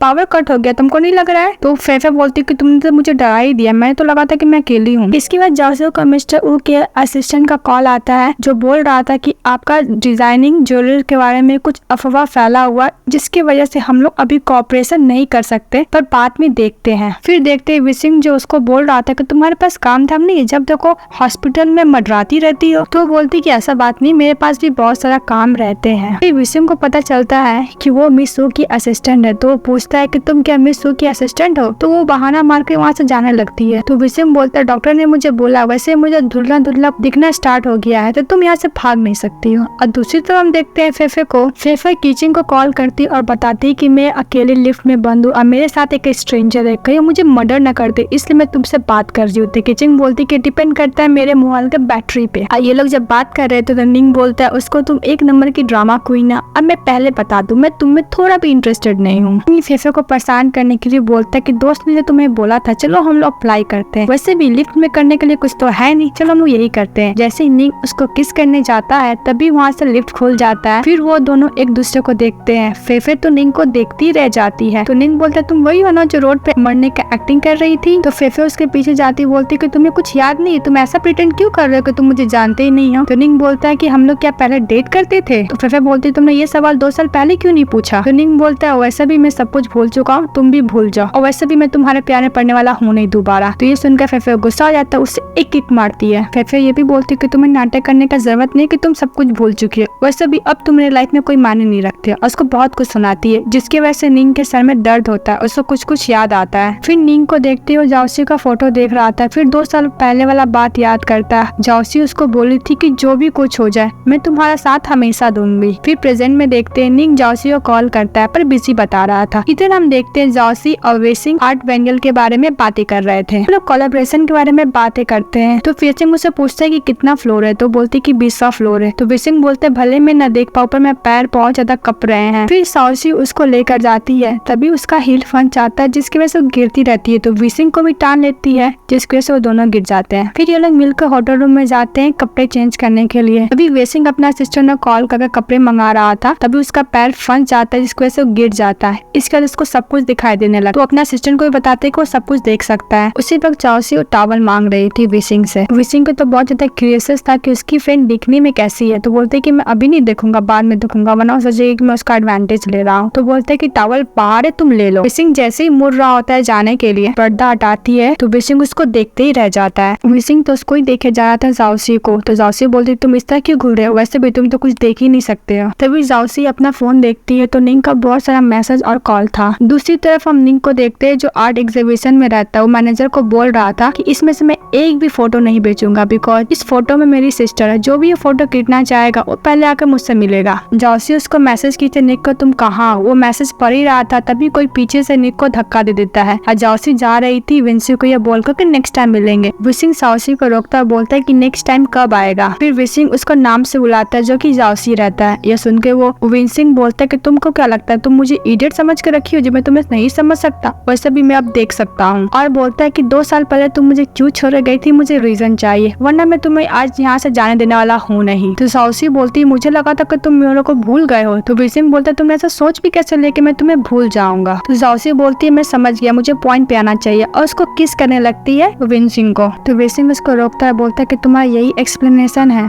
2 साल पहले क्या हुआ तुम इसको एक्सप्लेन नहीं करोगी? अब मैं तुम्हें कैसे माफ करूंगा अगर तुम एक्सप्लेन नहीं करोगी तो जाओसी बोलती कि 2 साल पहले हुआ वो तो मैं नहीं बता सकती, और फ्यूचर में क्या हुआ तो मुझे नहीं पता, पर अभी के लिए मैं तुम्हारी हूँ, अगर तुम्हें ऐसा कुछ नहीं चाहिए तो मैं जा रही हूँ। तभी विंसिंग उसको रोकता है, किस करने वो लोग जा ही रहे थे, तभी उसको निंग का मैसेज आता है तो वो जाने लगती है। विंसिंग उसको रोकने की कोशिश करता है पर उसके हाथ बांधकर वो वहाँ से चली जाती है। इधर फेफे का असिस्टेंट बोल रही थी कि मुझे लगता है कि फेफे को ज्वेलरी से एलर्जी हो गई है। तभी केविन उन लोग को बताता है कि ये गलती स्टाफ का है, इसलिए उसने कन्फेस भी किया है कि उसका गलती है। तभी वहाँ पे नील आ जाता है तो फेफे बोलती है कि इसमें नील का कोई गलती नहीं है। वो हंसने लगता है, बोलता है तुमने कोई सेलिब्रिटी को देखा है जो अपना वैल्यू खुद जल्दी कम कर रही है। फिर फेफे बोलती क्या केविन तुम्हारा असिस्टेंट है? तो नील बोलता है कि लगता है कि तुम्हें केविन ने इंट्रोडक्शन अच्छे से नहीं दिया है। स्नो ग्रुप का मेंबर है, बेसिकली वो सांघाई ग्रुप का इन्वेस्टर और प्रोड्यूसर दोनों है। ये सुनकर तो फेफे का तो हालत ही खराब हो जाता है। फिर फेफे किंची को कॉल करती है, उसको बताती है नील के बारे में। अब बोलती कि मैं आंखें से भी अंधी हूँ। तो किंची बोलती अगर तुम अपना एक्स बॉयफ्रेंड नींग से उभर चुकी हो तो तुम नील के पास जा सकती हो। तो फेफे बोलती मैं नींग को कैसे भूल जाऊँ, आज सुबह ही मैं से मिली थी, वो ऐसा प्रिटेंड करा था कि मेरे को बिल्कुल भी याद नहीं है। तो किंची बोलती है वो मैं क्या बता सकती हूँ, तो मेरे सामने ही पड़ा हुआ है। फिर हमें दिखाया जाता है कि किंची को बेहोशी हालत में मिला था, तो किंची उसको लेकर आ गई थी घर पे। तभी वेसिंग के पास उसका असिस्टेंट वेन आता। वेसिंग बोलता है तुम्हें तो पता था ना जासी के बारे में, तुमने मुझे क्यों नहीं बताया? तो उसका असिस्टेंट वेन बोलता है कि मैंने सोचा कि यही सही होगा। फिर उसे एग्जीबिशन का टिकट देता है, बोलता है कि हो सकता है कि आपका सवालों का जवाब यहाँ मिल जाए। फिर वेसिंग उस एग्जीबिशन में जाता है, वो हर फोटो में जासी को देखता है। फिर किंची वेसिंग से पूछती है कि तुम्हारा और नींग का क्या रिलेशनशिप है? वेसिंग उसको एक्सप्लेन करने की कोशिश करती है, बोलती कि तुम क्या बिलीव करोगी कि मैं अपनी फ्रेंड का बॉयफ्रेंड को छीनी हूँ? तो किंची बोलती कि तुम ऐसा नहीं कर सकती हो। ये बातें वेसिंग उसको गले लगा लेती है और बोलती है कि थैंक गॉड तुम मुझे समझती हो, क्योंकि मैं एक्सप्लेनेशन में बहुत बुरी हूँ। इधर हम देखते हैं फेफे जो नींग के पास थी, वो सोते सोते नीचे गिरी रही थी, तभी नींग उसको बचा लेता है। तो फेफे उस पर गुस्सा करने लगती है कि तुमने मुझे टच कैसे किया? तो नींग बोलता है तुम मुझे शुक्र माना, तुमने मुझे सीढ़ी से भी धक्का दिया, फिर भी मैं पुलिस में कंप्लेंट नहीं किया। हाँ मुझे पता है मैं बहुत लड़की लोग से 2-4 थप्पड़ खा लेता हूँ, पर तुमने तो हद ही कर दिया, तुमने मुझे सीढ़ी से ही धक्का दे दिया। तो फेफे तो बहुत ज्यादा चिढ़ रही थी और वो ये भी बोलती कि मैंने ऐसा कुछ नहीं किया। तो नींग बोलता तुमने ऐसा कुछ नहीं किया, तो पता नहीं कौन मुझसे इतना नफरत करता जिसने मुझे सीढ़ी से ही धक्का दे दिया। तो किंजिंग कहती है कि मुझे सबसे ज्यादा बुरा लग रहा है फेफे का, उसने नींग का 2 साल इंतजार किया और वो आया भी तो ऐसे हालत में। जॉसिंग बोलती है कि इसलिए तो मैं यहाँ पे लेकर आई हूँ कि उसको सब कुछ याद आ जाए और एक न एक दिन फेफे को याद कर ले और उसके साथ रहने लगे। मैं 2 साल तक यही सोच के उसका ध्यान रखी थी। तभी वहाँ पे नींग आ जाता है, बोलते कि तुम मुझे ऑब्जेक्ट की तरह ट्रीट करना बंद करो कि तुम्हें 2 साल तक ख्याल इसलिए रखी थी बिकॉज मैं तुम्हारा बेस्ट फ्रेंड की बॉयफ्रेंड था और 2 साल हम लोग जो टाइम स्पेंड किए थे क्या वो तुम्हारे लिए कोई मायने नहीं रखता है? वो उसको समझाने की कोशिश करती पर गुस्सा को वहाँ से चले जाता है और फेफे भी उसके पीछे जाती है नींग को। और दूसरी तरफ वेसिंग को देखते हैं तो नींग के बारे में पूछ रहा था, जो कि नींग रहता है एक्चुअली में। फेफे और किंची आपस में बातें कर रहे होते हैं तो फेफे बोलते हैं कि जाओसी कैसे कर सकती हो, मिस सू को बात इतना इजिली कैसे मान सकती है और वो विंसिंग से वो कैसे ब्रेकअप कर सकती है? तो किंची बोलती मुझे लगता है कोई और रीजन है जाओसी के पास। भी वहाँ पे जाओसी आती है और बोलती है ब्रेकफास्ट रेडी है। फिर वो लोग ब्रेकफास्ट करने जाते हैं तीनों, जिसमें किंची बोलती है कि एक गेम खेला जाए, जो भी बात छुपाया होगा सब अपना अपना बात बताएगा। का टॉपिक बहुत ज्यादा बोर होगा उसको बर्तन धुलना होगा। स्टार्ट किया था फेफे से। तो फेफे नींग के बारे में बहुत कुछ बोलती है, बोलती कि मैंने लिफ्ट में उसको किस करते करते ही बच गई और बहुत बिगड़ गया है। जॉसिंग बोलती इसलिए तो मैं तुम्हारे पास लाई हूँ कि तुम उसका ध्यान रखो, मेरे से बेहतर तुम उसको ट्रीट करोगी। फेफे तो बहुत ज्यादा इमोशनल होती है, फिर अपने आप को कंट्रोल करती है, बोलती कि तुम मुझे ऐसा क्यों बोल रही हो? पार्टी आती योसिंग की तो बोलती कि मैंने कल ही विंसिंग से होटल में मिला, हम दोनों को बीच में कुछ हुआ और उन दोनों फ्रेंड को तो बहुत ज्यादा इंटरेस्ट आ रहा था। तो बोलती कि मैंने ऐसे इसलिए किया कि मुझे ऐसा लगा कि मैं उसको कुछ ज्यादा ही विंसिंग को मिस कर रही हूँ। तभी फेफे बोलती है किंची से कि मुझे ऐसा लगता है कि विंसिंग से ज्यादा इंटरेस्टिंग टॉपिक तुम्हारे पास नहीं है, तुम पहले ही हार मान लो। तभी किंची बोलती कि हाँ मुझे भी ऐसा लगता है और मुझे ऐसा लग मेरा हस्बैंड का अफेयर चल रहा है। तो फेफे बोलती फिर से दोबारा बोलना तो जरा। फिर देखते किंची जहाँ पे जासी और फेफे को बता रही होती है कि उसको एक एल्बम मिलना है जिसमें लीचिंग का बहुत ज्यादा फोटो है और लीचिंग का फोटो जो भी लिया है बहुत दूर से लिया गया है। तो जासी बोलती है कि सारा फोटो देखकर तो यही लग रहा है कि जो भी इसने फोटो लिया है लीचिंग से बिना पूछे लिया है। बोलती है कि मुझे ये सब सुनकर तो गुज़बम आ रहे हैं, तुम क्या पुलिस में कंप्लेंट नहीं करोगी? किचिंग से पूछती तो किचिंग बोलती है नहीं मैं कंप्लेंट तो नहीं करूंगी पर मुझे जानना है कि इसके पीछे कौन है। और वो बोलते है कि जो भी आदमी है मीचिंग के आसपास ही रहता है और मीचिंग के लिए उसके अंदर फीलिंग है। लेकिन किंची का तो कुछ ज्यादा ही क्यूरियस था कि उसके हस्बैंड को लेकर उस आदमी के क्या थॉट है।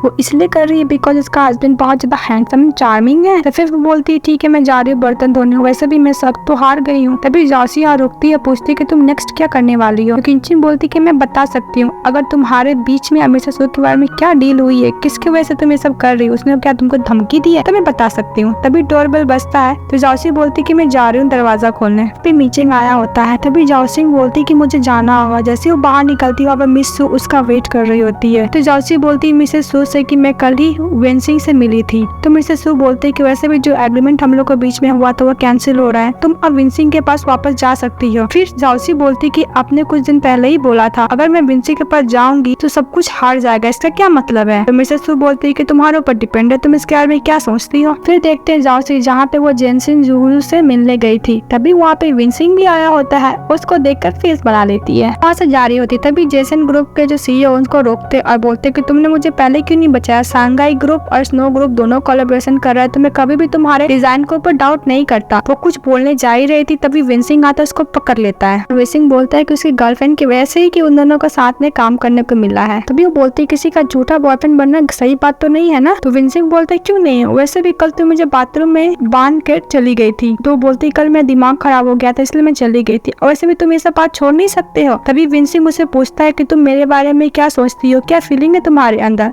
अगर तुम मेरे पास वापस आना चाहती हो तो मैं पिछला पास्ट का सब कुछ भूल सकता हूँ। तभी जाओसी को याद आता है मिस सू की बात, अगर तुम विंसी के पास वापस जा सकती हो तो जा, उसका नतीजा बहुत ही बुरा होगा। फिर जाओसी बोलती है ठीक है हम लोग ये बात सेटल कर लेंगे, पर हम लोग को पहले डेट पे जाना होगा। तो विंसिंग तुरंत मान लेता है और बोलता है कि इस बार हम लोग बात कंप्लीट करेंगे, अगर तुम नहीं आओगे तो मैं तुम्हारे पास आ जाऊंगा। फिर हम देखते हैं फेफे को जो निंग के पास आई होती है और निंग पर बहुत ज्यादा चिल्ला रही होती है बिकॉज निंग ने एक छोटे बच्चे से लॉलीपॉप ले लिया था झूठ बोल के। तभी निंग बोलता है कि हेलो मैं तुम्हें नहीं जानता, और वैसे भी तुम मेरे पीछे क्यों आती है, तुमको कोई मिलता नहीं है क्या? फेफे बोलती है हंस के, मैं चाहूँ ना तो मैं लड़कों को लाइन लगा सकती हूँ, तुम्हें पता ही क्या है। तभी वो आते हुए नील को देखती है तो वो नींग को छुपा देती है। तभी नींग आता पूछता तुम यहाँ पे क्या कर रही हो? तो फिर बोलती कि मैं अपने रिलेटिव के बच्चों को यहाँ पर खिलाने के लिए लेकर आई हूँ। फिर वो उससे गिफ्ट देता है तो वो नहीं लेती है बिकॉज वो बहुत ज्यादा एक्सपेंसिव होता है। तो फिर उसको दूसरा गिफ्ट देता है तो वो ले लेती है। नील वहाँ से जाते रहता है तो फिर बोलती है कि तुमने तो अपना गिफ्ट लिया ही नहीं। तो नील बोलता है कि वो तुम पर ज्यादा सूट करेगा, नेक्स्ट टाइम मिलेंगे तो पहन लेना। फिर फेफे नींग को ढूंढती है तो वहाँ पे तो रहता ही नहीं है। फिर देखते नींग का हाथ में फेफे का गिफ्ट रहता है जो नील ने दिया था,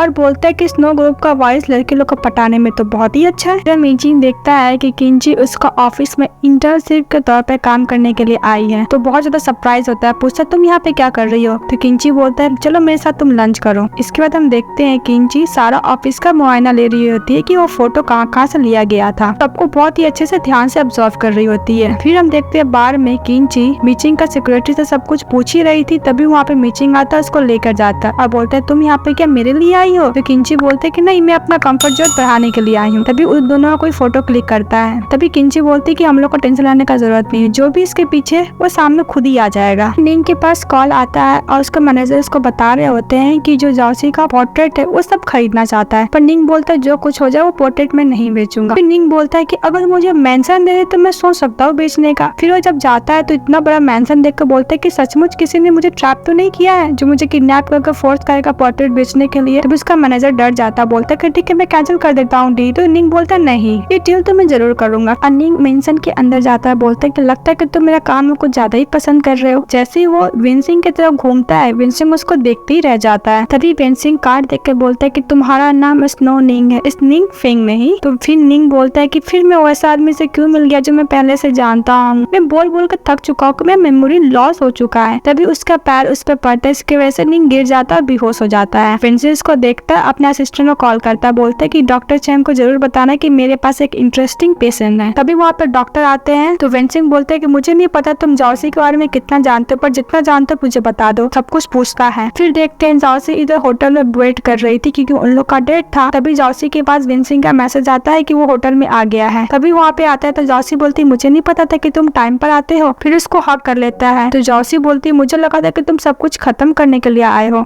तो विंसिंग बोलता है कि मैं ऐसा कुछ नहीं करूंगा, और विंसिंग बोलता है कि मैं उसके लिए सॉरी बोलता हूँ, मैं बहुत ज्यादा पछता रहा हूँ और मैं तुमको कभी नहीं छोड़ूंगा। तभी देखते जाओसी विंसिंग को देखकर सोच रही होती है कि इसको क्या हुआ है। फिर हमें 12 घंटे पहले को दिखाया जाता है। फिर देखते विंसिंग निंग से पूछता है कि तुम जाओसी से कब मिले थे। तो फिर निंग बताता है कि मैं जाओसी से हॉस्पिटल में मिला था, उसका हाथ बहुत ज्यादा इंजर्ड था जिसकी वजह से पेंसिल को नहीं पकड़ पा रही थी, जिसकी वजह से ड्राइंग भी नहीं कर पा रही थी। तभी वो आर्ट्स के रिलेटेड ही काम ज्वाइन की थी और वो बिजनेस खड़ा करने में बहुत ज्यादा मेहनत की थी। उस रात को जॉसी को लगता था कि मैंने उसका जान बचाया, पर मेरे को पता है उस रात को जॉसी ने मेरा जान बचाया था। उसकी वजह से उसका हाथ इंजर्ड हो गया, वो कभी भी पेंटिंग नहीं कर पाई। तभी निंग उठता है, बोलता है विंसी से कि तुमने मेरे साथ क्या किया है। तो विंसिंग बोलता है मैंने कुछ नहीं किया, डॉक्टर ने मुझे दवाई दिया, अभी भी तुम उसके वजह से बेहोशी की हालत में हो। और विंसिंग बोलते हैं मिसेस सू के साथ रहकर भी तुमने उससे कोई ट्रिक नहीं सीखा, तुम तो स्नो फैमिली का पूरा रेपुटेशन खराब कर रहे हो। तो निंग बोलता है तो क्या हुआ, तुमको क्या इतना फर्क पड़ रहा है। तो विंसिंग बोलते हैं कि जो भी है मैं तुम्हारा भाई हूँ, भले ही हम लोग ब्लड रिलेटेड नहीं है, पर मेरे फादर ने तुमको अडॉप्ट किया और पाल पोस के बड़ा किया है। फिर हम देखते हैं विंसिंग को जो जॉसी का पोर्ट्रेट देख रहा था, तभी वहाँ पर डॉक्टर आती है, बोलती है कि पहले जो हुआ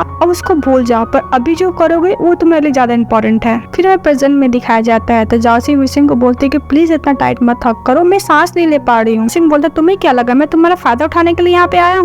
तो जॉसी बोलती है कि ऐसा कुछ नहीं, मेरे कपड़े पर कॉफी गिर गया तो इसलिए मैं उस कपड़े धुलने के लिए दिया था, और पर तुम उससे पहले ही आ गए, मेरे कपड़े आने से पहले ही। तो विंसिंग बोलता है कि मुझे ऐसा तो नहीं लगता है। तभी डोरबेल बजता है, सर्विस वाला आदमी आता है, बोलता है कि मिस आपका कपड़ा रेडी है, ऐसा लुक देती है। फिर वो लोग कार्ड खेलते हैं, जिसमें जॉसी बोलती है अगर मैं इस गेम में जीत गई तो तुम मुझे कलीग की तरह ट्रीट करोगे। तो विंसिंग को तो इतना कॉन्फिडेंट था कि वही जीतेगा। फिर जॉसी उसमें चीटिंग करती बोलती है प्रेग्नेंट है, जिसकी वजह से विंसिंग हार जाता है। विंसिंग बोले तुम इतना चिल्ला के क्यों बोली कि तुम प्रेग्नेंट हो, क्या तुम प्रेग्नेंट हो। तो जॉसी बोलती है मैं प्रेग्नेंट नहीं हूँ, अब वैसे भी मैं गेम जीत चुकी हूँ। वो जाने लगती है, विंसिंग उसका हाथ पकड़ लेता है, वो इधर उधर देखने लगती है जॉसी। विंसिंग को याद आता है कि पहले तो उसने बाथरूम में उसको हाथ बांध दिया था, तो फटाफट हाथ छोड़ देता है, और वो जाते जाते बोलती है कि याद रखना हम लोग अब से कल ही गए। इधर किमची उसे पूछ रही होती है कि मीचिंग का ऑफिस में फ्लावर कौन चेंज करता है, तो वो बता रही होती है, और उसको ये भी बताती है कि मीचिंग हमेशा उदास रहता है, और वो ये भी बताती है कि मीचिंग के ऊपर अदा का नजर है, बिकॉज उसको यही मानना था कि उसकी वाइफ इग्नोर करती है, तो एक न एक दिन मीचिंग अदा के ऊपर जरूर नोटिस करेगा। फिर किमची जाती है ऑफिस में, अदा को बताती है जो लड़की ने फोटो खींचकर और मीचिंग की वाइफ को जो फोटो भेजा, उन दोनों के बीच मिसअंडरस्टैंडिंग करने के लिए अब उसका पता चल जाएगा, क्योंकि जहाँ से उसने फोटो लिया है वहाँ पे 24 आवर कैमरा लगे रहते हैं। तो अदा बोलती है कि ऐसा कैसा हो सकता है, लड़की तो हमेशा इंटरनेट पे फोन चलाती रहती है। इसी के बीच में अदा फंस जाती है। किंची बोलती है कि मुझे पता ये सब काम तुमने किया, तुम ही कल्प्रेट हो।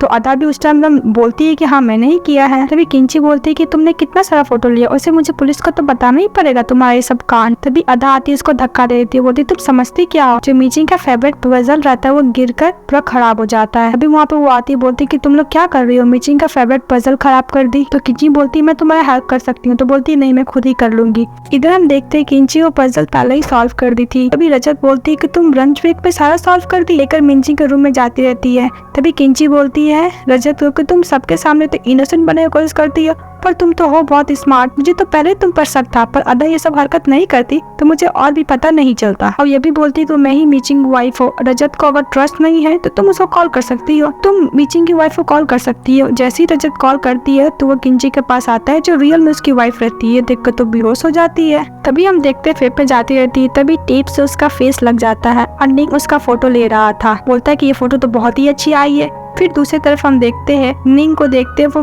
टेप से पूरा बंधा रहता है, और निंग फेफे को बोलता है कि तुमने तो कहा कि तुम मेरा ध्यान रखोगी, पर ये कैसे ध्यान रख रही हो। तो फेफे बोलती है तुम तो मुझे देखकर ऐसे भागते हो जैसे लायन को देखकर डियर भागता है। फिर निंग फेफे से कुछ ज्यादा ही फ्लर्टिंग करते रहता है। तो निंग बोलता है कि मुझे लग ही रहा था कि मैं पास्ट में तुम मुझे कुछ ज्यादा ही सजेस्ट की होगी। तो फेफे उसको काल पकड़ कर बोलती है कि तुम उस टाइम स्टूडेंट थे, इसलिए मैं तुमसे ब्रेकअप की थी। फिर निंग बोलता है अभी तो डिफरेंट है ना, अभी 22 ईयर का हो चुका हूँ, मैं तुमसे अभी शादी कर सकता हूँ, बोलोगी तो। ये बात पे फेफे उसको नीचे गिरा देती है। निंग जब अपना पुराना वाला पेंटिंग देखता है तो उसको कुछ याद आ रहा था, जैसे ही फेफे उसके पास जाती है उसको रोक देता है। फिर निंग फेफे का कुछ ज्यादा ही पास जाता है। फिर फेफे को लगता है कि निंग फे वापस आ गया है, उसको किस करने जाता है और बोलता है कि थैंक यू मैं वेटिंग करने के लिए। तभी वो स्माइल करता है, तो फेफे को समझ में आता है कि नाटक कर रहा है। तो फेफे बोलता है कि नॉनसेंस मत क्या करो। तो निंग बोलता है कि तुमको क्या लगा तुम मेरा वेट कर रही हो, वैसे भी मेरा पास्ट का मेमोरी याद भी आ गया, तो मेरे अंदर तुम्हारे लिए जो फीलिंग वो चेंज हो गई है।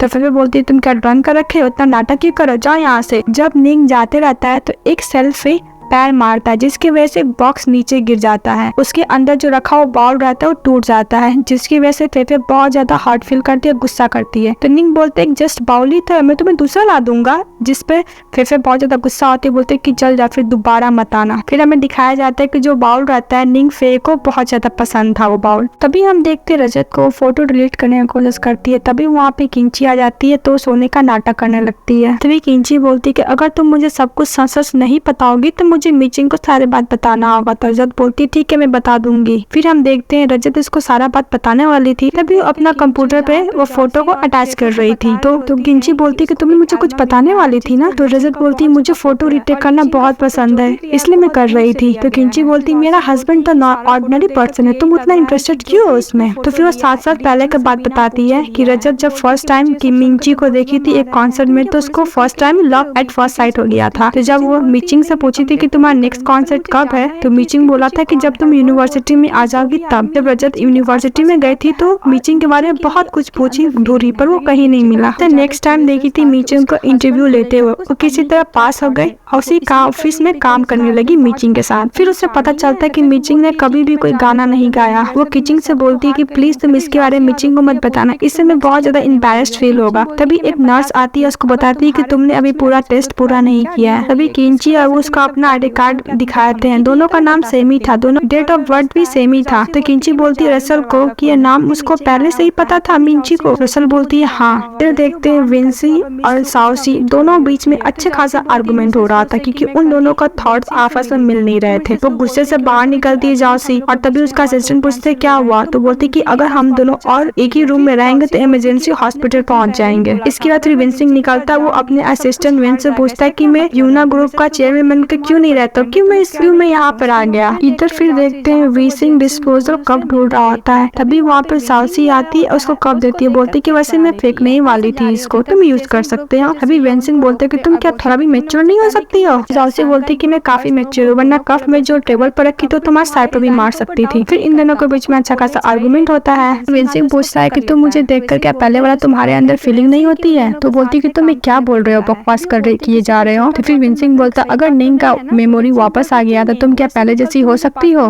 तभी वहाँ पे क्लीनर आती है, उन दोनों को डांट लगाती है कि मुझे यहाँ पे क्लीन करना है, क्या कर रहे हो, यहाँ से जाओ। तभी साउसी बोलती है कि जो सबसे बड़ा कचरा है ना मैं इसको लेकर जा रही हूँ, जो कि विंसी रहता है, और उसको डस्टबिन दिखा रही होती है कि बोलो तुम कौन सा डस्टबिन में जाओगे। तो विंसिंग बोलते तुम मुझे बस गुस्सा दिला रही हो कि मैं यहाँ से चला जाऊँ, पर मैं ऐसा करने वाला हूँ नहीं। फिर जॉसी को तो समझ में आता है कि ऐसा जाने वाला है नहीं, तो फिर उसको किस कर लेता, बोलते अब तो तुम बहुत ज्यादा खुश हो गए, अब वापस जाओ। फिर विंसिंग भी उसको दोबारा किस करने जा रहा था तो वो किस नहीं देती है। सीन बहुत फनी लगता है और उसको धमकाती हुई जाती है कि उसके पीछे बच्चे को नहीं लाना, मतलब निंग को नहीं लाना। इधर जॉसी जाते हुए सोच रही थी कि वो विंसिंग को किस क्यों की, ऐसे तो मामला और बिगड़ जाएगा। इधर विंसिंग बच्चे को देखकर बोल रहा था कि ये तो बच्चे, निंग कहाँ से बच्चा हो गया। जब विंसिंग वापस आता है तो निंग एकदम बच्चे की तरह करता है और बोलता है कि तुम कहाँ चले गए थे, इतने बड़े घर में मुझे अकेला छोड़ कर चले गए थे, तुम्हें पता मैं कितनी। निंग बताता है कि मुझे फेफे से प्रॉब्लम है, वो कभी भी कुछ भी करती है। आज जैसे कि मेरे से बॉल टूट गया तो बहुत ज्यादा गुस्सा की मुझे घर से ही निकाल दी। तो विंसिंग बोलता है तुमने बॉल तोड़ दिया। तो बोलता है हाँ मैंने तोड़ दिया, और बोलता है कि अच्छा अगर तुमको उस बॉल के बारे में कुछ भी याद ना आए, और वैसे भी तुमने बॉल क्यों तोड़ा। तो निंग बोलता है मैं बस चाहता हूँ कि तुम मुझे पास्ट का मेमोरी याद दिलाने में हेल्प करो।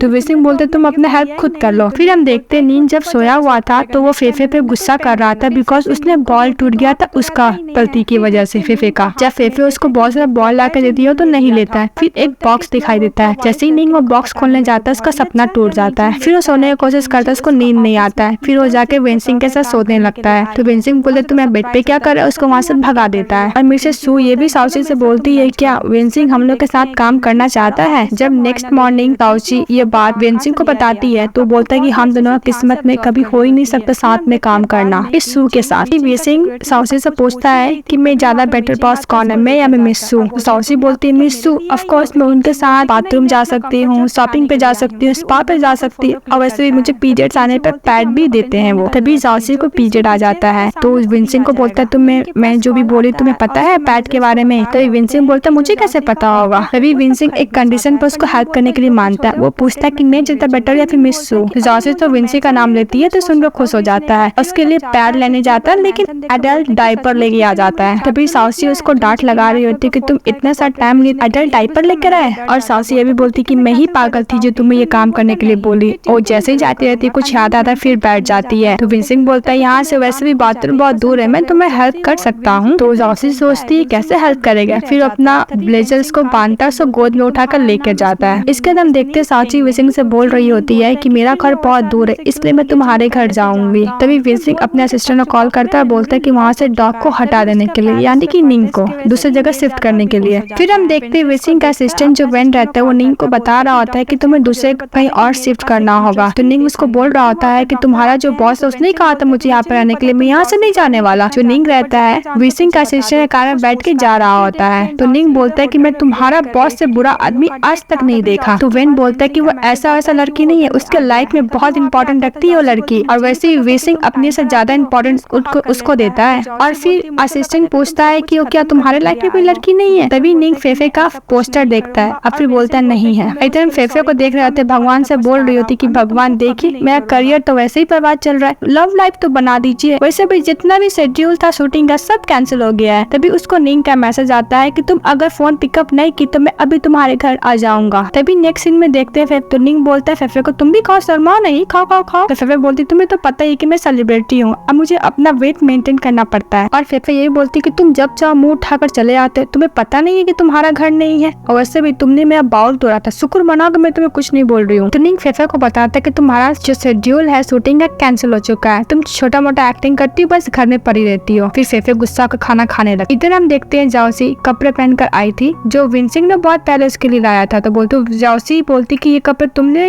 लेकर आए हो मेरे लिए, तो वही लाया था, पर वो मना कर देता है। तभी उसको छींक आता है तो उसको कवर कर देता है और उसको बोलता है कि तुम्हें मसाज चेयर पे बैठना चाहिए। तो वो बोलती कि मुझे मसाज लेना बिल्कुल पसंद नहीं है, फिर भी उसको जबरदस्ती उसको बैठा देता है। तभी उसके बाद विंसिंग का कॉल आता है और पूछता है कि तुम अपनी वाइफ का ध्यान कैसे रखते हो पीरियड्स में। तो उसको बहुत सा तरीका बताता है। फिर उसे पोरेज बनाने के लिए बोलता है, वो स्टेप बाय स्टेप मीटिंग से पूछता वो बनाता है। इधर हम देखते हैं फेफे और निंग बहुत ज्यादा ड्रिंक किए होते हैं। तभी डोरबेल बजता है तो वो देखती है किंची का हाथ में पार्सल आता है, एक हाथ में वाइन रहता है। फिर किंची बहुत ज्यादा वाइन पीती है। तो फेफे बोलती कि मैं तुम्हें फर्स्ट टाइम इतना वाइन पीते हुए देखी हूँ और कुछ खा भी नहीं रही हो। तो निंग बोलता है कि तो तब होता है जब किसी का दिल टूट जाता है। तो फेफे पूछते किंची से क्या हुआ है। तो किंची बोलती है तुम अगर मानोगे मीचिंग मुझे एक रिप्लेसमेंट के तौर पर ले रहा है। तो फेफे बोलती है तो इम्पॉसिबल है। फिर हम देखते हैं साउची जब जगती है तो देखती है कि उसके पास सूप रहता है। तो बोलती है कि विंसिंग ने इतना सब नाटक किया सूप बनाने के लिए। जब वो सूप पीती है तो वोमिटिंग करने लगती है बिकॉज उसका टेस्ट बहुत ही गंदा था। फिर वो जाती रहती, फिर सोचती है कि विंसिंग ने इतना मेहनत से बनाया, तो नाक बंद करके सारा सूप पी जाती है। फिर इधर विंसिंग आता है, उसको मसाज चेयर देखता है खाली है, तो उसको लगता है कि साउची उसको बिना बताए चली गई है, तो वहाँ पे सो जाता है। जब साउची आती है देखती है कि विंसिंग वहाँ पे सोया हुआ है, तो बोलती कि मुझे भी जाना चाहिए। वो जाने लगती है तो फिर देखती है कि विंसिंग कुछ बड़बड़ा रहा था सपने में कि मैं आज का दिन फिर वेस्ट हो गया। इधर मिचिंग जब आता है तो फिर उसको बताती है कि तुम्हें मैं पहले ही बताई थी कि तुम्हारी वाइफ बहुत ज्यादा ड्रिंक है। इधर हम देखते हैं मिचिंग किंची से बात करने का बहुत कोशिश करता है, पर वो बात करना चाहती नहीं थी। मिचिंग उसको उठाकर अपना घर लेके जाता। तभी फेफे के पास साउची का फोन आता है और बोलता है कि निंग क्या तुम्हारे पास है। तो फेफे बोलती नहीं है। तो साउची बोलती अगर निंग तुम्हारे पास आएगा तो उसका ध्यान रखना। तभी पीछे से विंसिंग उसको बुला रहा था तो फेफे सुन लेती है। तो फेफे सोचते तुम किसी आदमी के साथ हो। तो साउची मना करके फोन कट कर देती है। तभी वहाँ पे निंग आता है ड्रिंक लेकर। तो फेफे बोलती इस घर में तो ड्रिंक था नहीं, तुम्हें कहाँ से मिला। तो निंग बोलता है इसका टेंशन मतलब तुम पीना स्टार्ट करो। तभी फेफे और निंग के बीच में आर्गुमेंट हो जाता है। तो फेफे बोलती है तो निंग पूछता है कि निंग फे जो पहले था वो मुझसे अच्छा कैसे हो सकता है। तो निंग फेफे बोलती है कि वो तुमसे हर चीज में अच्छा है और जो ओल्ड मेमोरी से सिर्फ मुझे याद है वो मेरा सबसे खूबसूरत मेमोरी था। तभी वो बेहोश होने लगती है। फिर वो लोग ड्रिंक देखते हैं तो वो ड्रिंक वो था जो किंची एक्सपेरिमेंट करके रखी हुई थी। तभी निंग बोलता है। फिर निंग जो है फेफे को कैरी कर लेके जाता है बेड पे। जब फेफे को नींद खुलता है तो देखता है निंग उसके साथ सोया हुआ है। तो बोलता है कि हम लोग को बीच में ऐसा कुछ हो गया, और वैसे भी जो फिश निंग फे का था वो तो मेरा भी है, तो तुम्हें डिसीजन लेने में इतना टाइम क्यों लग रहा है। ये बात सुनकर गुस्सा हो जाती है, उसको चाटा मार देती है और उसको घर से निकाल देती। जब निंग फे जाते रहता है तो सोचता है कि मैंने उसका रात भर इतना ध्यान रखा और उसमें मुझे बदले में क्या मिला, एक चाटा। फिर हमें दिखाया जाता है कि निंग फे उसका बहुत ध्यान रखा था। जब वो ड्रिंक थी तो अपना अनड्रेस कर रही थी अपने आप को। विंसी जब सो के उठता है तो बोलता है कि मैंने कल रात को कुछ ज्यादा ही पी लिया था, और ड्रेस को देख के बोलता है कि मैं कल रात को कुछ ज्यादा ही नशे में था। वो कॉल करता है मिचिंग को, बोलता है कि आज मैं ऑफिस नहीं आने वाला। वो डायरेक्टली जाता है जाओसी के पास, उसके ऑफिस में। जाओसी बोलती तुम यहाँ पे क्या कर रहे हो, अगर तुम यहाँ पे काम करोगी तो योना कंपनी का क्या होगा। तो विंसी बोलता है योना कंपनी में मिचिंग और असिस्टेंट वेंड है, वो संभाल लेगा। फिर विंसिंग बोलता है कि मैं अकाउंट्स पर बैठ के काम कर लूंगा। तो साउसी उसके लिए डेस्क मंगाती है जो उससे ऊंचा रहता है। तो बोलती है कि तुम्हारे लिए ठीक है ना। तो विंसी बोलता है हाँ ये मेरे लिए बहुत ही ठीक है। विंसी बैठ के जॉसी को तारे जा रहा था। तो जॉसी कल रात वाला बात याद करती है जब विंसी बहुत ज्यादा ड्रिंक था और बोल रहा था कि मैं योगा करूंगा। तो जॉसी सोच रही थी कि अगर मेरे साथ ऐसा वैसा हरकत करेगा तो इसको छोड़ने वाली हूँ नहीं। उसको बोलता सिर्फ सर दबाने के लिए। जब उसका सर दबा रही थी तो बोलता अगर तुम जॉसी होती तो बहुत ही अच्छा होता। तो डॉक्टर आती डॉक्टर चार से मिलने के लिए और बोलती कि उसने मुझे देखकर ऐसा ट्रीट किया कि मैं उसकी जॉसी हुई ही नहीं। तब डॉक्टर उसको बताती है कि उसको डिसऑर्डर का बीमारी है। तो भी डॉक्टर उसको बताती है कि उसको इमेजिनरी डिसऑर्डर का बीमारी है। जब तुम छोड़कर चले गए थे तो तुम्हें कुछ ज्यादा ही मिस कर रहा था, इसलिए बीमारी उसको हो गई है। और डॉक्टर ये भी बताती है कि अगर तुम ज्यादा से ज्यादा उसके संग टाइम स्पेंड करोगी, अपना रिलेशनशिप अच्छा करोगी इसके साथ, तो जरूर बीमारी से ठीक हो सकता है। इधर हम देखते हैं विंसी मिस सू से मिलने के लिए आया होता है, जहाँ पे विंसी मिस सू को बोलता है कि स्नो कंपनी है वो फैमिली बिजनेस है और वैसे भी तुम एक अडॉप्टेड चाइल्ड हो, तो वैसे भी तुम वो कंपनी तो सौंपने वाले है नहीं जो तुम इतना मेहनत कर रही हो। क्योंकि बहुत लोग चाहते हैं कि स्नो फैमिली का जो वारिस है वही इस चेयरमैन का पोस्ट ले, इसलिए वो लोग सेटअप किया है कि आर्ट ब्रांडियल सांघाई के लिए कि नील इस पोजीशन के लिए एलिजिबल है कि नहीं है, नील इस कंपनी को संभाल पाएगा कि नहीं। सू बोलती है कि अगर तुम मेरा हेल्प करोगे तो तुम्हारा कंडीशन क्या है। विंसी बस यही बोलता है कि मेरी एक ही कंडीशन है कि तुम जॉसी को छोड़ दो। सू बोलती है कि भले मैं तुमसे बहुत ज्यादा नफरत करती हूँ पर ये डील तो बहुत ही बढ़िया है। वो डील कर लेती है विंसी के साथ। इसके अंदर देखते हैं विंसी और जॉसी खाना खा रहे होते हैं। तो जॉसी बोलती है काश मेरे पास टाइम होता कि मैं टाइम पे खा पाऊँ, पर इतना सारा काम रहता है मैं टाइम पे खा ही नहीं पाती हूँ। तो विंसी बोलते है इतना मेहनत क्यों करती हो। तो जॉसी बोलती है कि तुमने भी तो यूना कंपनी को बिल्ड करने में इतना मेहनत की है तो मुझे भी तो करना पड़ेगा ना। और दूसरी तरफ हम देखते हैं फेफे को देख रही होती है किंची और निंग दोनों साथ में मिलकर गेम खेल रहे होते हैं। तो उसको रूम से बाहर निकलने के लिए बोलते हैं। फेफे पूछती है किंची से कि तुम कब से निंग के साथ इतना इन्वॉल्व हो गई हो इसके मैटर में। किचिंग बोलती है देखा जाए प्रैक्टिकली तो निंग फे और निंग स्नो दोनों एक ही इंसान है, उसकी जो फीलिंग है वो थोड़ी सी चेंज हो गई है। ये सुनकर निंग फे बोलता है एकदम सही बोल रही है और बोलता है कि वो किचन से कुछ सीखे और उसके साथ अच्छे से ट्रीट करे। और बोलता है कि अगर उसको प्रॉब्लम होगा तो उसका निंग फे के भी तो प्रॉब्लम होगा ना। फिर भी वहाँ से जाने लगती है। तभी निंग रुकता है और बोलता है कि मैं कहाँ सोऊंगा, अब मुझे कोई प्रॉब्लम नहीं होगी कल रात को जहाँ आप लोग सोए थे वहाँ पे सो सकते हैं। क्योंकि किंची बोलती है कहाँ सोए थे। तभी फेफे उसका मुंह बंद कर देती है और बोलती है ऑफ कोर्स ये काउच पे सोया था। फिर फेफे उसको सोने का जगह दिखाती है। तो निंग बोलती है कि यहाँ पे तो कोई विंडो भी नहीं है, मेरा प्राइवेसी का क्या होगा। फिर फेफे उसको पर्दा दिखा देती है। फिर फेफे उसको कॉन्ट्रैक्ट देती है इस घर में रहने के लिए। कॉन्ट्रैक्ट नंबर 1 में लिखा रहता है कि निंग अपने साथ कोई भी लड़की को इस घर में नहीं लाएगा और कॉन्ट्रैक्ट नंबर 2 रहता है कि उसका ट्रीटमेंट में कोऑपरेट करेगी। तो पूछता है निंग फिर कौन सा ट्रीटमेंट। तभी फेफे उसको फाइन पेन से एक मार देती है और बोलती है कि मैंने बहुत सा ड्रामा में देखा है जिसका याददाश्त चला जाता है इससे वापस आ जाता है। जब निंग शावर लेकर आता है तो पूछता है कि तुमने गीजर का स्विच क्यों ऑफ कर दी थी। फिर निंग बोलती है कि मैंने कहीं पढ़ा था अगर किसी को प्रोवोक किया जाए जिसका याददाश्त चला गया उसको याददाश्त वापस आ जाता है। तो निंग बोलते क्या तुम मुझसे इतना नफरत करती हो जो मुझे भगाना चाहती हो। और पूछती कि निंग फे में है क्या। तो फेफे बोलती कि तुमसे बहुत ज्यादा बेटर है निंग फे। निंग को छींक आती है तो फेफे बोलते तुमको सचमुच कोल्ड हो गया है। तो निंग बोलता नहीं मैं नाटक करके दिखा रहा हूँ। इधर जाता है किंचिंग के पास मिचिंग। तो मिचिंग बोलता है कि जिसे तुम बुला रहे हो वो मैं नहीं हूँ। मिचिंग बोलता है कि लगता है किंचिंग कुछ मिसअंडरस्टैंडिंग हो गया है। फिर देखते हैं विंसी का पास जॉसी का कॉल आता है। तो विंसी को लगता है कि कुछ ज्यादा ही अच्छी मूड में जो मुझे कॉल कर रही है, पर जब कॉल उठाता है तो उसमें बहुत ज्यादा चिल्लाती बोलती कहाँ हो अभी यहाँ पर आओ। जब विंसी जॉसी के पास जाता है तो जॉसी बोलती तुमने क्या किया है, जो जैसे ग्रुप के साथ हम लोग कॉन्ट्रैक्ट हुआ तो वो कैंसिल हो गया है क्योंकि तुमने कॉन्ट्रैक्ट में कुछ गड़बड़ की थी। विंसी बोलते क्या। अब फिर देखते हैं जैसन ग्रुप का जो सेक्रेटरी होता है वो बोल रहा होता है कि जो कॉन्ट्रैक्ट हम दोनों के बीच में हुआ है उसमें कॉपीराइट क्लेम है। उसको समझाने की कोशिश करती है कि मिसअंडरस्टैंडिंग है, पर वो एक भी बात उसका असिस्टेंट नहीं सुनता। अब बोलता है कि इसके खिलाफ मैंने केस फाइल भी किया हूँ। फिर जॉसी विंसी पर शक करने लगती है तो विंसी बोलता है कि ऐसा मैं कुछ नहीं किया हूँ, ऐसे भी लास्ट टाइम कॉन्ट्रैक्ट तो मिचिंग ने ही देखा था। वो लोग मिचिंग से पूछते हैं तो जो कॉन्ट्रैक्ट उसने बनाया था मिचिंग विंसी को दिखाता है तो ऐसा कुछ लिखा हुआ नहीं रहता है उसमें। विंसी पूछता है कि स्टाम्प लगाने से पहले तुमने क्या ये देखा था। तो बोलते कि उस टाइम तो मैंने नहीं देखा था। विंसी बोलते इस मैटर को इन्वेस्टिगेशन अच्छे से किया जाएगा और मिचिंग को कुछ दिन के लिए सस्पेंड कर दिया जाता है। फिर विंसी जॉसी से पूछता है तुम मुझ पर शक तो नहीं कर रही हो ना। तो जॉसी बोलती मैं तुम पर 30% शक कर रही हूँ। तो ये सुनकर विंसी हंसने लगता है। अगर मुझे पता चल जाएगा कि ये सब काम तुमने किया है तो मैं बता सकती हूँ कि मुझे इतना गुस्सा आता है। तो वेंसिंग सोचता है अभी अभी मुझे धमकाया गया है ना। इधर फेफे बता रही होती है कि निंगफे का कुछ पता नहीं, जल्दी जाता है, घर बहुत लेट से आता है, पूछने पर कुछ नहीं बताता। इधर निंगफे को देखते हुए बाउल लेके गया था ठीक करवाने के लिए, पर उस दुकान में ठीक नहीं करता है। तो बोलता है निंगफे इतना दुकान खोल कर रखी, एक बाउल नहीं ठीक करता, लगता मुझे ही ठीक करना होगा। इधर हम देखते हैं मिंचिंग के पास जाता है किमची उसको कंफर्ट देने के लिए। वो तो मिंची तो बहुत ज्यादा सरप्राइज हो जाता है बिकॉज वो तो आने का नाम ही नहीं ले रही थी, उससे गुस्सा जो थी।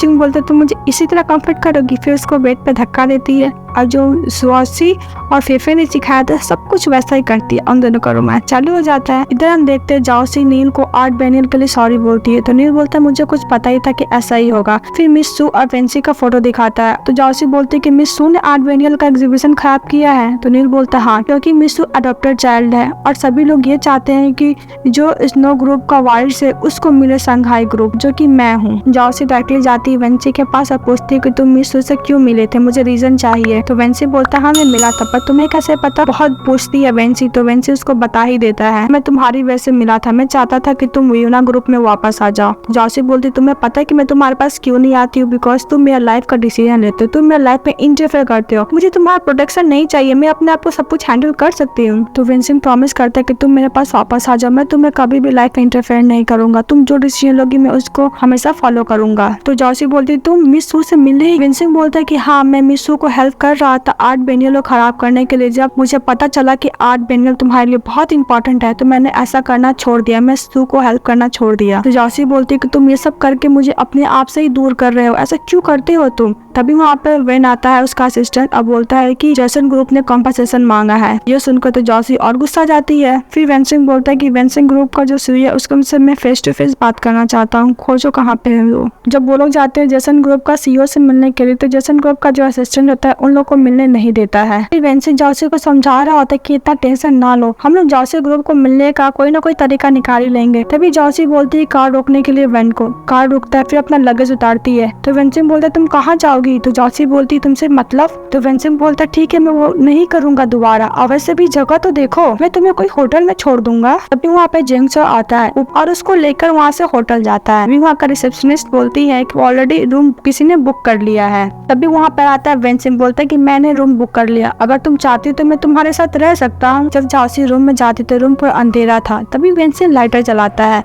तो जाओसी फोन लेके दे मारती है उसके सर पे वेंसिंग को। तो वेंसिंग उसको टान कर हक कर लेता और उसको किस करने जा ही रहा था। तभी जाओसी वहाँ से हट जाती है। तो वेंसिंग बोलता तुम्हें अच्छे से पता है ना कि मूड कैसे ऑफ किया जाए। फिर वेंसिंग एक कैंडल जलाता है। तो जाओसी बोलती है हम लोग कैंडल लाइट डिनर करने वाले हैं। तो वेंसिंग बोलता हाँ मैं तुम्हें सरप्राइज देने वाला था, पर मुझे पता नहीं था कि मुझे ही सरप्राइज लग जाएगा अपने सर पे। तो जाओसी बोलती है ये सब किस लिए। तो वेंसिंग बोलता है मैं तुमसे सिंसियरली माफी मांगना चाह रहा था क्योंकि मेरी वजह से तुमको बहुत परेशानी हो रही है। और जाओसी भी उसको माफ कर देती है। इधर हम देखते फेफे को, जो निंग बिना परमिशन के फेफे को रूम में आ गया था। दोनों फिर से आर्गुमेंट स्टार्ट हो जाती है। उसे वही बॉल देता है जो ठीक करवा दिया था। तो फेफे बोलते तुमने खुद ठीक किया है। तो निंग बोलते और नहीं तो क्या। जब निंग वहाँ से जा रहा था तो फेफे उसको रोकती, उसको थैंक यू बोलती है। तो निंग फिर बोलता है कोई बात नहीं। फिर फेफे उसको ताड़ने लगती है। निंग फिर बोलता है मुझे पता है कि मैं हैंडसम हूँ, क्या मुझ पे घायल हो गई हो, और वैसे भी मैं ऐसा वैसा कुछ नहीं करने वाला। तो निंग फिर गुस्सा को उसके पीछे भागती है, फिर अपना वो कंट्रोल करती है, बोलती है ये निंग फिर नहीं है। एकदम देखते हैं वेंसिंग और जाओसी ग्रुप के स्टूडियो के सामने खड़े होते हैं, पर कोई दरवाजा ही नहीं खोलता है। पर योना ग्रुप का सीईओ भी उससे नहीं मिलता है। तभी वेंसिंग जाओसी से पूछता है कि योना ग्रुप का सीईओ का कोई वीकनेस है। फिर उसको याद आता है कि उसकी तो डॉटर है। तो जेंगसो से पूछता है कि योना ग्रुप का सीईओ को बेटी को क्या क्या पसंद है, वो सब हम लोग करेंगे। तो वो बोलता है कि बस तुम दोनों ही काफी हो।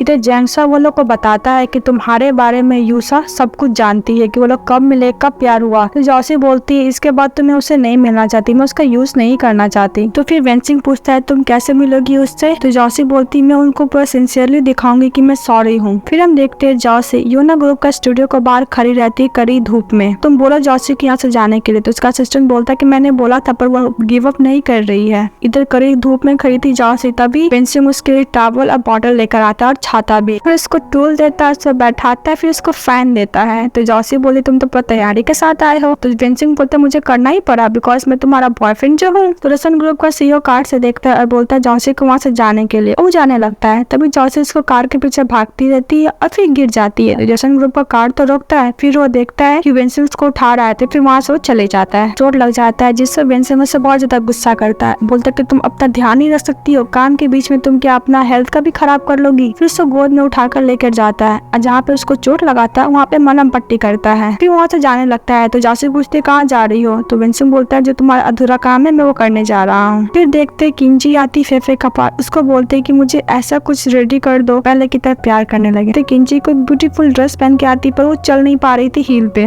तो पहली बार हील पहनी थी। तो किंची बोलता है कि तुम लोग को ज्यादा नहीं लग रहा है, मिचिंग को पसंद भी तो आएगा ना। और फिर उसके बाद उसका मेकअप करना स्टार्ट कर देती है फेफे। इधर हम देखते हैं जब विंसेंट वापस आता है तो उसका फेस बहुत ही ज्यादा रेड हो गया था, तो तुमने क्यों नहीं अम्ब्रेला यूज किया। तो विंसेंट बोलता है अगर मैं अम्ब्रेला यूज करता था जॉसी ग्रुप का सीईओ को नहीं लगता कि मैं माफी मांग रहा हूँ। तभी विंसेंट जॉसी के पास जाता है तो उसको तो बस देखती रह जाती है, जो कि योना ग्रुप का सीईओ का बेटी रहती है। तो उषा बोलती है क्या आप यहाँ पर जॉसी के साथ डेट पर आए हो। तो वहाँ पर जॉसी आ जाती है, बोलती है कि नहीं हम लोग कलीग, हम लोग बिजनेस के रिलेटेड बात करने आए हैं। तभी उषा बोलती है कि मैंने अपने डैड के सामने बहुत कुछ बोला था कि आप बहुत परफेक्ट कपल, आप एक दूसरे से प्यार करते हो, क्या आप लोग के बीच में झगड़ा हुआ है। तो विंसेंट बोलता है कि नहीं हम लोग डेटिंग कर रहे हैं पर पब्लिकली अनाउंस नहीं किया अभी हम लोग। फिर जॉसी अपना फोन गिरा देती है, फोन उठाने के बाद वो लोग बात करते हैं। तो जॉसी विंसेंट को बोलती है कि हम लोग प्रॉमिस किए थे कि हम लोग झूठ नहीं बोलेंगे। तो विंसेंट बोलता है कि मैं कब झूठ बोलना, वैसे भी हम लोग तो कपल बनने ही वाले हैं। तो उषा बोलती है कि मैं बस चाहती हूँ कि आप दोनों का परफेक्ट कपल का फोटो लूं। तो विंसेंट बोलता है क्यों नहीं। तभी नेक्स्ट सीन में हम देखते हैं कि उषा विंसेंट को बोल रही थी कि मुझे पता है आप दोनों एक दूसरे से बहुत प्यार करते हो, पता नहीं आप दोनों एक साथ क्यों नहीं हो, आप चाहते तो मैं हेल्प कर सकती हूँ। विंसेंट बोलता नहीं मैं खुद कर लूंगा। फिर विंसेंट जॉसी के पास जाता है तो जॉसी पूछती है क्या यूसा मानी। वो बोलता है हाँ, जॉसी को देखकर मैं बता सकती हूँ कि तुमसे बहुत प्यार करती है। तो जॉसी बोलती है तुम्हें क्या बकवास कर रहे हो। विंसेंट बोलता है कि यूसा ने ये भी बात बोला है अगर एक दूसरे से जो प्यार करता है उसके आंखें कभी झूठ नहीं बोलती, अब मुझे तुम्हारी आंखों में देखकर यही लगता है कि तुम मुझसे बहुत प्यार करती हो। वो लोग किस करने जा रहे थे तभी यूसा आती उन लोग को फोटो क्लिक करती है और सॉरी बोलती डिस्टर्ब करने के लिए। फिर देखते जॉसी और विंसेंट जॉसन ग्रुप का सीईओ से मिलने के लिए जाते हैं और वो एक्सप्लेन करते हैं। तो विंसेंट बोलता है मुझे पता है कि एक्सप्लेन मैं अच्छे से नहीं कर पा रहा हूँ, अभी आपको सही नहीं लग रहा होगा, पर मुझे पैसा रेपुटेशन बहुत ज्यादा प्यार आई है तो आपको भी पता है। और यूसा भी बोलती है प्लीज डैड इन लोग को एक और चांस दीजिए। यूना ग्रुप का सीईओ बोलता है ठीक है कंपनसेशन में नहीं मांगूंगा और तुम्हारे खिलाफ केस भी नहीं करूंगा, पर जो हम लोग का पार्टनरशिप है अभी वो एंड हो जाती है। फिर देखते हैं विंसेंट जॉसी को डांट रहा होता है बिकॉज वो हील पहनी थी जिसकी वजह से उसको चोट लग गया था। और विंसेंट ये भी बोलता है कि जब तुम मेरे साथ रहोगी तो हील मत पहनना, मैं उतना माइंड नहीं करूंगा। फिर उसको कैरी करके ले जा रहा था। जॉसी का हाथ में चोट लगा था जिसकी वजह से वो क्रीम का ढक्कन नहीं खोल पा रही थी। तभी वहाँ पे विंसेंट आ जाता है, बोलता कि तुम मेरी हेल्प नहीं ले सकती थी। फिर क्रीम उसका फेस में लगाता है, उसका तारीफ करती है। तो फिर विंसेंट बोलता है कि मेरे पास एक और ऑफर है, फुल बॉडी मसाज। ये सुनकर तो जॉसी उसको वहाँ से भगाने लगती है। तो विंसेंट बोलता मैं तो बस सजेशन दे रहा था और बोलता तुम्हारा चेहरा। तो जॉसी बोलती मेरा चेहरा क्या हुआ है। तो विंसेंट बोलता इतना खूबसूरत कैसा लग सकता है। वो उसको किस करने जा ही रहा था तभी जॉसी उसको रोकते बोलते तुम्हारा नौटंकी पूरा हो गया तो बाहर जाओ। तभी विंसेंट के पास मिची का कॉल आता है। वो बता रहा था कि जो कॉन्ट्रैक्ट हम लोग ने भेजा था उस कॉन्ट्रैक्ट का पेपर अलग है, उसका प्रिंट आउट भी अलग है। तो विंसेंट बोलता ठीक है मैं तुमसे मिलने के लिए आऊंगा। इधर हम देखते हैं मिंची के पास उसकी वाइफ आई थी तो अपनी वाइफ को तो पहचान ही नहीं पा रहा था। फिर किंची बोलती है कि क्या अपनी वाइफ को भी नहीं पहचानते हो, और बार बार अपना आंख का पलक छपक रही थी। फिर किंची उसके लिए खाना बनाती है। वो खाना खाने के बाद बोलता है बहुत टेस्टी है, उसके फिर से नाक से ब्लड आने लगता है। फिर वो वॉशरूम के लिए भागता है। तभी वहाँ पे विंसेंट और जॉसी भी आ जाती है। फिर थोड़ा देर बाद वो लोग मीटिंग से बात कर रहे थे कॉन्ट्रैक्ट के बारे में। तो विंसेंट पूछता है कि जब तुमने कॉन्ट्रैक्ट पे स्टाम्प मारा था तो वहाँ पे कोई और भी था क्या। तो मिचिंग बोलता नहीं बस मैं थोड़ा देर के लिए थोड़ा बाहर गया था, हो सकता है उस टाइम किसी ने चेंज कर दिया हो। फिर जॉसी बोलती कि विन ने बताया कि सीसीटीवी कैमरा में कोई भी नहीं था। तो विंसेंट बोलता है कि मुझे लगता है कि किसी ने सीसीटीवी कैमरा के साथ कुछ किया है। वो लोग उसको देखकर हंस रहे होते बिकॉज किंची का डिनर बनाया हुआ खाने के बाद उसका तो हालत ही खराब हो गया था। और मिचिंग ये भी बोलता है कि जब से वो फेफे घर से आई है वो बहुत वियर्ड हरकत कर रही है। तो जॉसी बोलती है क्या वियर्ड हरकत हो, तुम्हारी वाइफ है, तुमसे बहुत प्यार करती है, बस तुम्हारा ध्यान रखना चाहती है। तो मिचिंग भी सुनकर बोलता है हाँ मैं बहुत लकी हूँ जब मुझसे शादी किया हूँ। फिर विंसेंट बोलता है ज्यादा शो ऑफ मेरे सामने तो मत किया करो। फिर उसको किसी का कॉल आ जाता है। जॉसी पूछते किसका कॉल है। तो विंसेंट बताता है कि नील है, सांघाई ग्रुप की तरफ से कंपनसेशन मांग रहा है। फिर देखते नील के साथ जॉसी आई होती है सांघाई ग्रुप की तरफ से कंपनसेशन मांगने के लिए। फिर उससे याद आता है विंसेंट का बातें जो बोल रहा था कि जरूर मिस सू और नील दोनों एक दूसरे के अगेंस्ट कुछ न कुछ प्लानिंग तो कर रहे हैं, हमें नहीं पता वो प्लानिंग क्या है। और विंसेंट ये भी बोलता है कि मैं तुम्हें मिस सू के पास नहीं रहने देना चाहता हूँ। तो जॉसी बोलती है कि मुझे यहाँ पर रहने का एक और रीजन है कि मुझे पता लगा पाऊँ कि इसके पीछे कौन है, और हाँ इसकी वजह से हम दोनों को बीच में झगड़ा करना पड़ेगा। तो विंसिंग बोलता है ठीक है, मेरी वजह से कॉन्ट्रैक्ट कैंसिल हुआ है तो मैं शंघाई ग्रुप को जरूर कॉम्पेंसेशन दूंगा, अगर कुछ नहीं है तो तुम लोग यहाँ से जा सकते हो। तभी जॉसी नील को बोलती है उसको बाहर जाने के लिए, क्योंकि वो विंसिंग से कुछ बातें करना चाहती थी, पर नील तो रूम के बाहर ही खड़ा था और लोग ऐसा नील को सुना रहे थे कि वो लोग झगड़ा कर रहे हैं। फिर नेक्स्ट सीन में देखते हैं नील जाता है फेफे के पास, उसको फ्लावर देता है और एक पार्टी में जाने के लिए बोलता है। तभी वहाँ पे निंग आ जाता है और बोलता है कि अवेलेबल नहीं है, और वो फेफे को ये भी बोलता है कि निंग अच्छा आदमी नहीं है। तो फेफे बोलती है कि इससे तुम्हें कुछ लेना देना नहीं है और हाँ मैं पार्टी के लिए जरूर जाऊंगी। फिर बोलता है फेफे से अगर तुमको पहले वाला निंग फे बोलता तो तुम नहीं जाती ना, तो बोलती है तुम वैसे भी पहले वाला निंग हो नहीं। ये सुनकर तो वो और ज्यादा गुस्सा हो जाता है। फिर अपने आप को मिरर में देख कर बोलता है कि निंग फिंगर में ऐसा क्या है। फिर उसको कुछ याद आता है कि वो फेफे को कितना हेल्प करता था। फिर हम देखते हैं जॉसी और विंसिंग डेट पे जाते हैं, जो पूरा मुंह कवर था और सनग्लासेस पहने थे, बिकॉज उन लोग कोई पहचान न ले कि वो लोग अभी भी रिलेशनशिप में है। सबके सामने तो झगड़ रहे हैं ना, इसीलिए बहुत ज्यादा सीक्रेट तरीके से बातें कर रहे होते हैं। तभी विंसिंग जॉसी को बोलता है तुम ये बचकाना हरकत बंद करो तो, और हाँ यहाँ पे काम का बात मत करना। फिर वो दोनों मिलकर बहुत ज्यादा इंजॉय करते हैं, एक दूसरे के साथ अच्छा टाइम स्पेंड करते हैं। एक बार फिर विंसिंग काउंटिंग स्टार्ट कर देता है। जब उसका काउंटिंग खत्म होता है तो सामने देख तो बहुत ही सुंदर नजारा था। तो विंसिंग बोलता है इससे भी ज्यादा तो तुम सुंदर हो। फिर उसको किस कर लेता है। इधर फेफे बहुत ज्यादा परेशान थी बिकॉज निंगफे फोन भी पिकअप नहीं कर रहा था। फिर निंगफे पूरा भीगा हुआ घर आता है तो उसको सॉक्स खोलने के लिए बोलती है। वो सॉक्स खोल तो देता है पर वो फेंक देता है। फिर उसको उठाने के लिए बोलती है। वो अपना बाल का जो पानी होता है उसके ऊपर छिड़क कर भागने लगता है।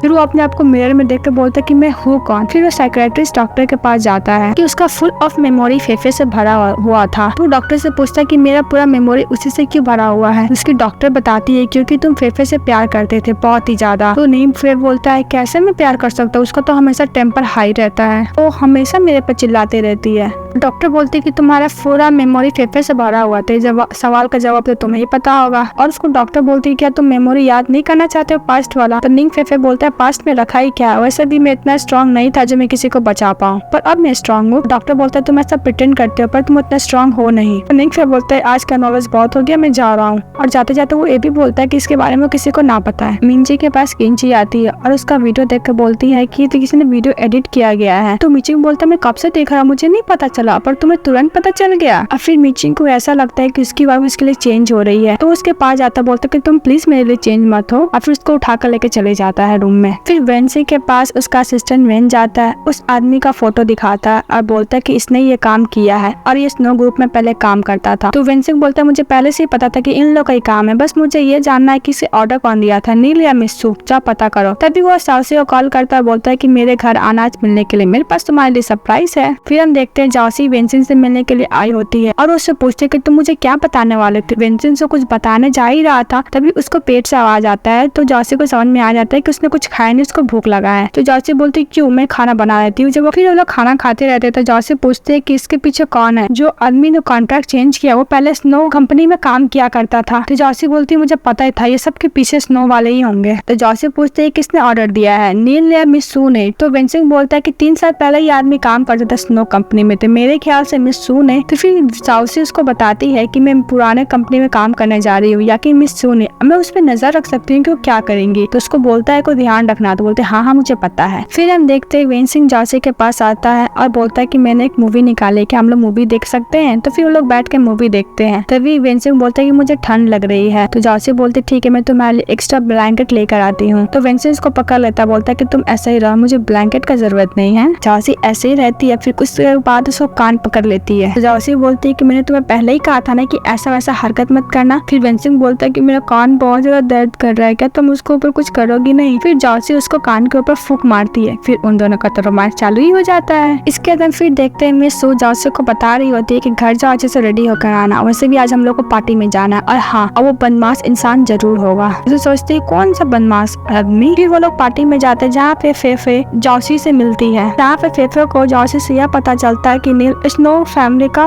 मेंबर है और वो इस कंपनी का वारिस है, और वो मिस सू का छोटा भाई भी है। ये सुनकर तो फेफे को बहुत ज्यादा गुस्सा आता है और बोलती है कि मैं जा रही हूँ नील से मिलने के लिए। तभी वो नील के पास जाती है तो वहाँ पे गेस्ट लोग थे, तो बोलती कि तुम्हारी गर्लफ्रेंड है। तो फेफे बोलती है कि मैं नील की गर्लफ्रेंड नहीं हूँ। और फिर फेफे बोलती है नील से मुझे तुमसे कुछ बात करनी है। फिर फेफे नील से बोलती है कि तुमने मुझे पहले क्यों नहीं बताया कि तुम स्नो ग्रुप के मेंबर हो और तुम मिस सू के छोटे भाई हो। तो नील बोलता है इससे क्या फर्क पड़ता है। तो फेफे बोलती इससे फर्क पड़ता है क्योंकि मैं मिस सू से बहुत ज्यादा नफरत दिक्कत करती हूँ। तो नील पूछता है रीजन क्या है, तो फेफे बोलती कुछ पर्सनल रीजन है। तभी वहाँ पे कुछ मेंबर आ जाते हैं और बोलते कि तुम लोग रूम के अंदर जितना भी झगड़ो प्रॉब्लम नहीं है, लेकिन बाहर में तुम लोग ऐसा प्रिटेंड करो कि तुम लोग अच्छे से हो। तभी नील उससे कंधे पे हाथ रखता है, बोलता है कि कुछ ज्यादा ही फेफे इमोशनल हो गई है। तभी वहाँ पे निंग फे आता है, बोलते है हाथ हटाओ। निंग को फेफे से दूर करता है और बोलता है कि तुम फेफे से दूर रहोगे, मैं वार्निंग दे रहा हूँ। निंग बोलता है कि तुम कौन होते हो फेफे की तरफ से बोलने वाले। तो निंग फे बोलता है मैं इसका बॉयफ्रेंड हूँ। तभी वो जाते रहता है। तो मिस फेफे को बोल रही होती है कि तुम्हें तो अच्छी तरीके से पता है कि दो लड़के को आपस में कैसे झगड़ा करवाया जाए और इशारों में कैसे नचवाया जाए। वो फेफे कुछ बोलने जा रही थी, तभी निंग फे उसको रोकता है और बोलता है कि आपको टेंशन लेने का जरूरत नहीं, जो इसके इशारे पर नाचेगा सिर्फ वो मैं ही हूँगा। फिर इधर वेंसिंग और जॉसी बात करते आपस में। तभी जॉसी देखती है कि नील और मिसेस स्नो आ रही है, तो अपना नौटंकी चालू कर देती है। वेंसिंग तो पूरा कंफ्यूज हो गया था, फिर उसको आंख मारती है तो उसको भी समझ में आया था, तो वो भी दोनों ड्रामा करने लगते हैं। फिर मिस सू बोलती है कि तुम जॉसू को छोड़ तुम उसको परेशान क्यों कर रहे हो। फिर जब वेंसिंग वहाँ से चले जाता है, फिर ये लोग आपस में मिलते हैं तो उसको वेंसिंग बता रहा होता है कि ये सब काम नील किया है, बिकॉज वो चाहता था कि शंघाई ग्रुप का रेपुटेशन खराब हो, जिससे उसका अपना कंपनी का नाम बढ़े। लोग बातें करते हैं। इसके बाद हम देखते हैं वेंसिंग का जो असिस्टेंट रहता है वो वेंसिंग ऑफिस में कुछ करने के लिए गया था। फिर नेक्स्ट मॉर्निंग में हम देखते हैं वेंसिंग जा रहा था प्रपोज करने के लिए जॉसी को, और वो रिपोर्टर को ये भी बोल रहा था कि मैं अपनी गर्लफ्रेंड को प्रपोज करूंगा और मैं उसको शेयर होल्डर भी बनाऊंगा। ये न्यूज जॉसी भी देखती है। तभी उसके कलीग लोग बोलते हैं वाह तुम्हारा बॉयफ्रेंड तो बहुत ही अच्छा है। जब वो बैठी रहती है जॉसी, फिर वो कल बात वाला याद करती है जहाँ पे वेंसिंग उसको बताया था कि उसको शेयर होल्डर बनाएगा, पर जॉसी उससे मना करती है। पर वेंसिंग बोलते कि हम लोग का प्लान का पार्ट है, अगर मैं तुम्हें शेयर होल्डर बना दूंगा, मेरा शेयर्स तुम्हारे पास रहेंगे, तो मिस को तुम पर और भी ट्रस्ट होगा, उनको लगेगा कि तुम मेरे लिए अभी भी इम्पोर्टेंट रखती हो, जिससे तुम उनका सीक्रेट कुछ ज्यादा ही जान पाओगी। फिर हम लोग प्रेजेंट में देखते, तभी वहाँ पे वेंसिंग आता है, उसको प्रपोज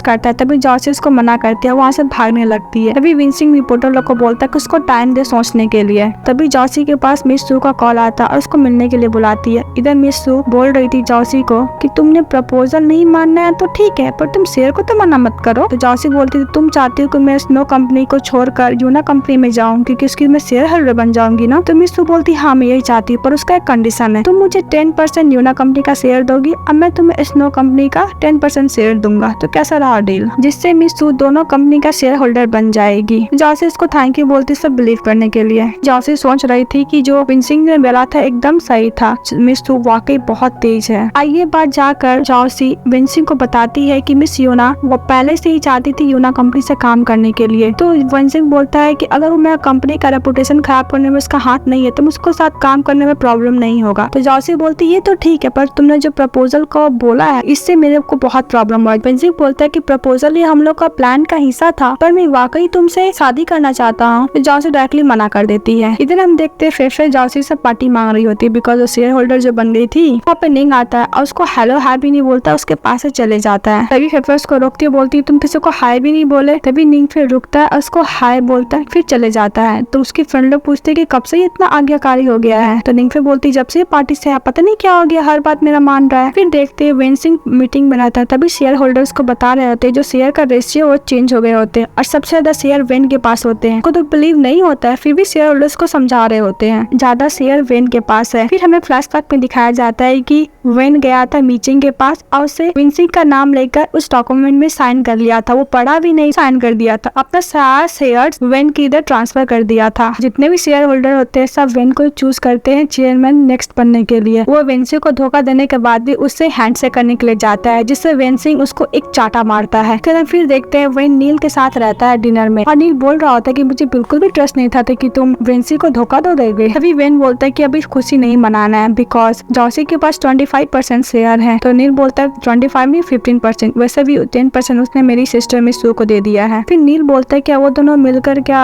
वेंसिंग को हेल्प करेंगे। तो वेन बोलता है मुझे जहाँ तक पता है जॉसी तो हेल्प करेगी। तो नील बोलता है कि मुझे भी जहाँ तक पता है मेरी सिस्टर के बारे में तो हेल्प कभी नहीं करेगी, मतलब हम लोग का जीत तो पक्का है। वो उसको चीयर्स करता है पर रिस्पॉन्स नहीं देता है। तो नील बोलता है मुझे पता तुमको वेंसिंग को धोखा देकर बिल्कुल भी अच्छा नहीं लग रहा है, पर जब वेंसिंग को पता चलेगा कि उसके डैड का मौत में तुम्हारा भी हाथ है तो तुमको तो छोड़ने वाला है नहीं। इधर हम देखते हैं जॉसी वेंसिंग को कॉल करती है पर कॉल ही नहीं पिकअप करता है। फिर वो मीचिंग के पास जाता है तो मीचिंग बोलता है मेरी गलती है, मैंने बिना पढ़े ही डॉक्यूमेंट साइन कर दिया। तो जॉसी बोलती तुम्हारी भी गलती नहीं है, क्योंकि किसी ने सोचा नहीं था कि वेन धोखा दे देगा। मीचिंग जॉसी को बता रही होती है कि अगर तुम अपना 15% शेयर्स वेंसिंग को दे दोगे तो उसका शेयर्स ज्यादा हो जाएगा। फिर कीचिंग ये भी बोलते कि आइडिया मेरे दिमाग में आ सकता है तो ये ऑफकोर्सली वेंसी के दिमाग में तो जरूर आएगा, फिर उसने तुम्हें कॉल क्यों नहीं किया। फिर जॉसी डायरेक्टली जाती है वेंसी के पास, उसको मारने लगती है बिकॉज उसने उसका फोन भी पिकअप नहीं कर रहा था, जिसकी वजह से वेंसी में से माफी ही मांगता है। फिर जॉसी बोलती कि मैं अपना 15% शेयर्स तुमको ट्रांसफर कर रही हूँ। फिर वेंसी उसको मना कर देता है और बोलता है कि अगर तुम ऐसा करोगी तो स्नो ग्रुप के जो मेंबर है वो तुम पर ट्रस्ट नहीं करेंगे, उनको यही लगेगा कि तुम मेरी साइड हो। अब वैसे भी मैं अभी कुछ रेस्ट करना चाहता हूँ। फिर वेंसी उसको बोलता है कि तुमको ये रूम जाना पहचाना नहीं लग रहा है। फिर वो बोलता है कि तो यही रूम है जो हम लोग फर्स्ट टाइम मिले थे। फिर उसको मेट्रो सावर दिखाने के लिए लेकर जाता है, पर अनफॉर्चुनेटली उसको कुछ देखने को मिलता तो है नहीं। फिर वेंसी जॉसी से पूछता है कि तुम क्या मेरी गर्लफ्रेंड बनोगी। तभी जॉसी उसको रोक देती है। फिर लाइटनिंग बहुत सारा डेकोरेशन वाला ऑन हो जाता है। फिर बोलती है कि ये हम लोग का मेट्रो सावर है। फिर वो दोनों नाइट बहुत अच्छा स्पेंड करते हैं साथ में। इधर हम देखते हैं फेफे निंगफे को समझा रही होती है कि तुम्हारी लाइफ है, तुम जैसा चाहो वैसा जी सकते हो, ऐसे तुमको चेंज होने का जरूरत नहीं है। तभी निंगफे बोलता है कि उसकी पास्ट में तो वो थी और फ्यूचर में भी वही रहेगी, वो उसके साथ इतना अच्छे से ट्रीट करिए कि उसका मेमोरी आ जाए। अगर उसका मेमोरी नहीं आएगा तो तुम मुझे भूल जाओगी। तो फेफे उसको जवाब देने में टाइम लगाती है, तो निंगफे को समझ में आ जाता है, वो वहाँ से चले जाता है। इधर हम देखते हैं जॉसी को पता चलता है कि योना ग्रुप का चेयरमैन आया है, तो उसको लगता है कि विंसिंग आया होगा, लेकिन आया होता है विन और सिर्फ बिजनेस के बारे में कुछ बात कर रहा होता है, तो वो डील करने से मना कर देती है। तभी वहाँ पे नील आता है, बोलता है कि तुम्हारा कोई राइट नहीं है इसको मना करने का, और वैसे भी मैं तुम्हें यहाँ कंपनी से निकाल रहा हूँ, अगर तुम मेरी सिस्टर रखना चाहिए तो उसको ऊपर डिपेंड है। इधर वो जाते हैं मिस्सू के पास, तो मिस्सू बोलती है कि लगता है कि मेरा भाई कुछ ज्यादा ही और कॉन्फिडेंट हो गया है, और मिस्सू ये भी बताती है कि तुम चाहो तो यहाँ पे काम कर सकती है। अब वो ये भी बताती है कि योना ग्रुप और सांघाई ग्रुप कोलैबोरेशन कर रहे हैं और वो दोनों अपना रिसोर्सेस एक्सचेंज भी कर रहे हैं। तो मिस्सू हैरान होती है और बोलती है कि नील ने ऐसे कैसे कर दिया। इधर हम देखते हैं विंसिंग घर का काम कर रहा होता है। जब जॉसी जाती है तो देखती है वहाँ पे नील भी काम कर रहा होता है, तो बोलती है कि क्या काम करना ट्रेंडिंग भी चल रहा है। फिर नील उसको अपना फीलिंग बताता है कि वो फेफे से कितना प्यार करता है और उसका परस्यू करने में वो उसका हेल्प करे। तो जॉसी बोलती है मैं इसमें हेल्प नहीं कर सकती बिकॉज फेफे के पॉइंट ऑफ व्यू निंगफे के अलग है, तुम अलग हो। तो निंगफे बोलता है कि मैं सबको प्रूफ कर दूंगा कि जो अभी निंगफे है वो पास्ट वाला निंगफे से बहुत ज्यादा बेटर है। फिर हम देखते हैं विंसी मीचिंग को देखता घर का काम करते हुए तो बहुत खुश होता है, बोलता है लगता है तुम रिटायरमेंट को ज्यादा ही इंजॉय कर रहे हो। फिर वो लोग एक सुपरमार्केट में जाते हैं, वो लोग प्लान करते हैं एक। मीचिंग बोलता है तुम इसके बारे में जॉसी को नहीं बताना चाहते हो। विंसी बोलता है नहीं, मैं उसे भी खतरे में नहीं रखना चाहता हूँ, और वैसे भी उस स्नो ग्रुप के साथ काम कर रही है। अभी वहाँ पे निंगफे को देखता है जो मार्केट से कुछ लेने के लिए आता है, तो बोलता है तुम यहाँ पे कैसे। तो निंगफे बोलता है कि आप पास में ही फेफे का शूटिंग चल रहा है इसलिए मैं यहाँ पे आया हूँ। तो विंसी बोलता है लगता है तुम फेफे का फुल टाइम असिस्टेंट बन गए हो। तभी मीचिंग बोलता है कि क्यों नहीं तुम लोग आज मेरे घर पे खाने पे आते हो। तभी वहाँ पे फेफे से दोनों मिलने जाते, तो फेफे बहुत ज्यादा खुश होती है कि तुम दोनों एक साथ मुझसे मिलने के लिए आए हो। फिर वो लोग से बात करती है, फिर वो लोग को भेज देती है। तभी वो लोग निंग और विन से टकरा जाते हैं। तभी निंग विंसी को ताना मारता है, तो विंसी बोलते कि इतना जल्दी जीत मनाना अच्छी बात तो नहीं है। तभी निंगफे को देखकर याद आता है कि निंग का असिस्टेंट ही ने उसको धक्का दिया था उस टाइम। तो विंसी उसको रोकता है, बोलता है छोड़ दो, हम लोग पुलिस में रिपोर्ट कर देंगे। इधर हम देखते हैं निंग फेफे को बोल रहा था कि हम लोग डिनर पे जाएंगे और तुमको ऑकवर्ड फीलिंग ना हो इसलिए पूरा क्रू मेंबर को मैं डिनर के लिए इनवाइट किया हूँ। इधर हम फिर देखते हैं जॉसी वेंसी को और निंग को डांट लगा रही होती बिकॉज वो लोग खाना कम बना रहे थे, झगड़ा ज्यादा कर रहे थे। फिर किंची मीचिंग को बोल रही होती कि तुम तो बहुत थक गए हो, दो बच्चों को संभालते संभालते तुम्हें कंफर्ट का जरूरत है। उसको किस कर लेता है। फिर वेंसिंग भी देख लेता है और जॉसी के पास आ जाता है, बोलते मुझे भी कंफर्ट का जरूरत है। तभी नीफे बोलता है अरे मेरी फेफे कहाँ है, उसको कॉल लगाने लगता है। तो जॉसी बोलती कि फेफे गेट टुगेदर में गई है और वो सॉरी बोली यहाँ पर नहीं आ पाएगी। फिर इधर हम देखते हैं नील को फेफे को छोड़ने के लिए आता और बोलता है निंग मुझे नहीं पता कि मेरी सिस्टर के साथ तुम्हें क्या प्रॉब्लम है, पर मैं उनसे पूरा अलग हूँ। तभी वहाँ पे निंग आ जाता है, तो फेफे उसको समझाती हुए बोलती है कि ये बस मुझे यहाँ पर छोड़ने के लिए आया था। फिर हम देखते हैं मिस सू जॉसी को बोल रही होती है कि वेंसी क्या कर रहा है। तो जॉसी बोलती है कि वेंसी दिन में गेम खेलता है, तब बहुत सारा शॉपिंग करता है, लगता है कि उसका काम पे ध्यान नहीं है। तो मिस सू बोलती है कि इतना जल्दी वेंसी तो हार मानने वाला है नहीं, और हाँ तुम उसकी गर्लफ्रेंड हो, उसका ध्यान रखा करो। तभी जॉसी वेंसी के पास जाती है, उसको समझाती है, बोलती है कि तुम क्या अपना हार्ड वर्किंग को इतना गिव अप कर दोगे। तो जॉसी बोलता है कि मैं थोड़ा टाइम लेना चाहता हूँ। फिर वहाँ से चले जाता है। जॉसी फेफे और किंचिंग मिलकर प्लान बनाते हैं। जब विंसिंग वापस आता है देखता है कि पूरा डेकोरेट किया हुआ है। वो पुल के पास खड़ा था, जॉसी उसको बुलाती है, तभी वो अचानक से मुड़ता तो पानी में गिर जाता है, और उसके साथ साथ जॉसी भी जाती है और उसको शादी के लिए प्रपोज करती है। जब जॉसी विंसी से प्रपोज करती है शादी के लिए, तो विंसी बोलती है कि मैं अभी तुमसे शादी नहीं कर सकता। तो जॉसी बोलती है कि तुमने मुझे रिजेक्ट कर दिया, तुम मुझसे शादी क्यों नहीं करना चाहते हो। तो विंसी बोलता है कि अभी मैं अनएम्प्लॉयड हूँ, मैं अभी शादी नहीं कर सकता। तो जॉसी बोलती है मुझे तुमसे कुछ नहीं चाहिए, बस मैं तुम्हारे साथ खुश रहना चाहती हूँ। तो विंसिंग बोलता है वैसे भी तुम मेरे साथ रहती हो तो मैं खुश ही रहूंगा। तो जॉसी बोलती है तो तुम मुझसे शादी क्यों नहीं कर सकती हो। तो उसे बिना जवाब दिए हुए उसको टाइट से हक कर लेता है। जब जॉसी फेफे के पास जाती है तो फेफे बोलती है मुझे रिंग दिखा, मुझे रिंग दिखा। तो जॉसी बोलती है कि उसने मेरा प्रपोजल को रिजेक्ट कर दिया। तो फेफे बोलती एक मिनट तुम क्या बोल रही हो, उसने तुम्हें रिजेक्ट कर दिया। जॉसी बोलती नहीं, उसने कहा अभी मुझसे शादी नहीं करेगा पर बाद में मुझसे शादी करेगा। इधर हम देखते हैं वेंसी का घर पे जो मेड थी वो आज फिर नहीं आई थी, तो उसको भूख लगा था तो फल काटने जाता है। तभी वहाँ पे जॉसी आती है तो उसका हाथ कट जाता है। तो ये भी सोचता है कि देखो तुम वो सोचेगी कि मुझे फल काटने भी नहीं आता है, वो फटाफट हटा देता है। जब जॉसी उसको ब्लड देखती है तो वो सोचती है कि उसने क्या उसका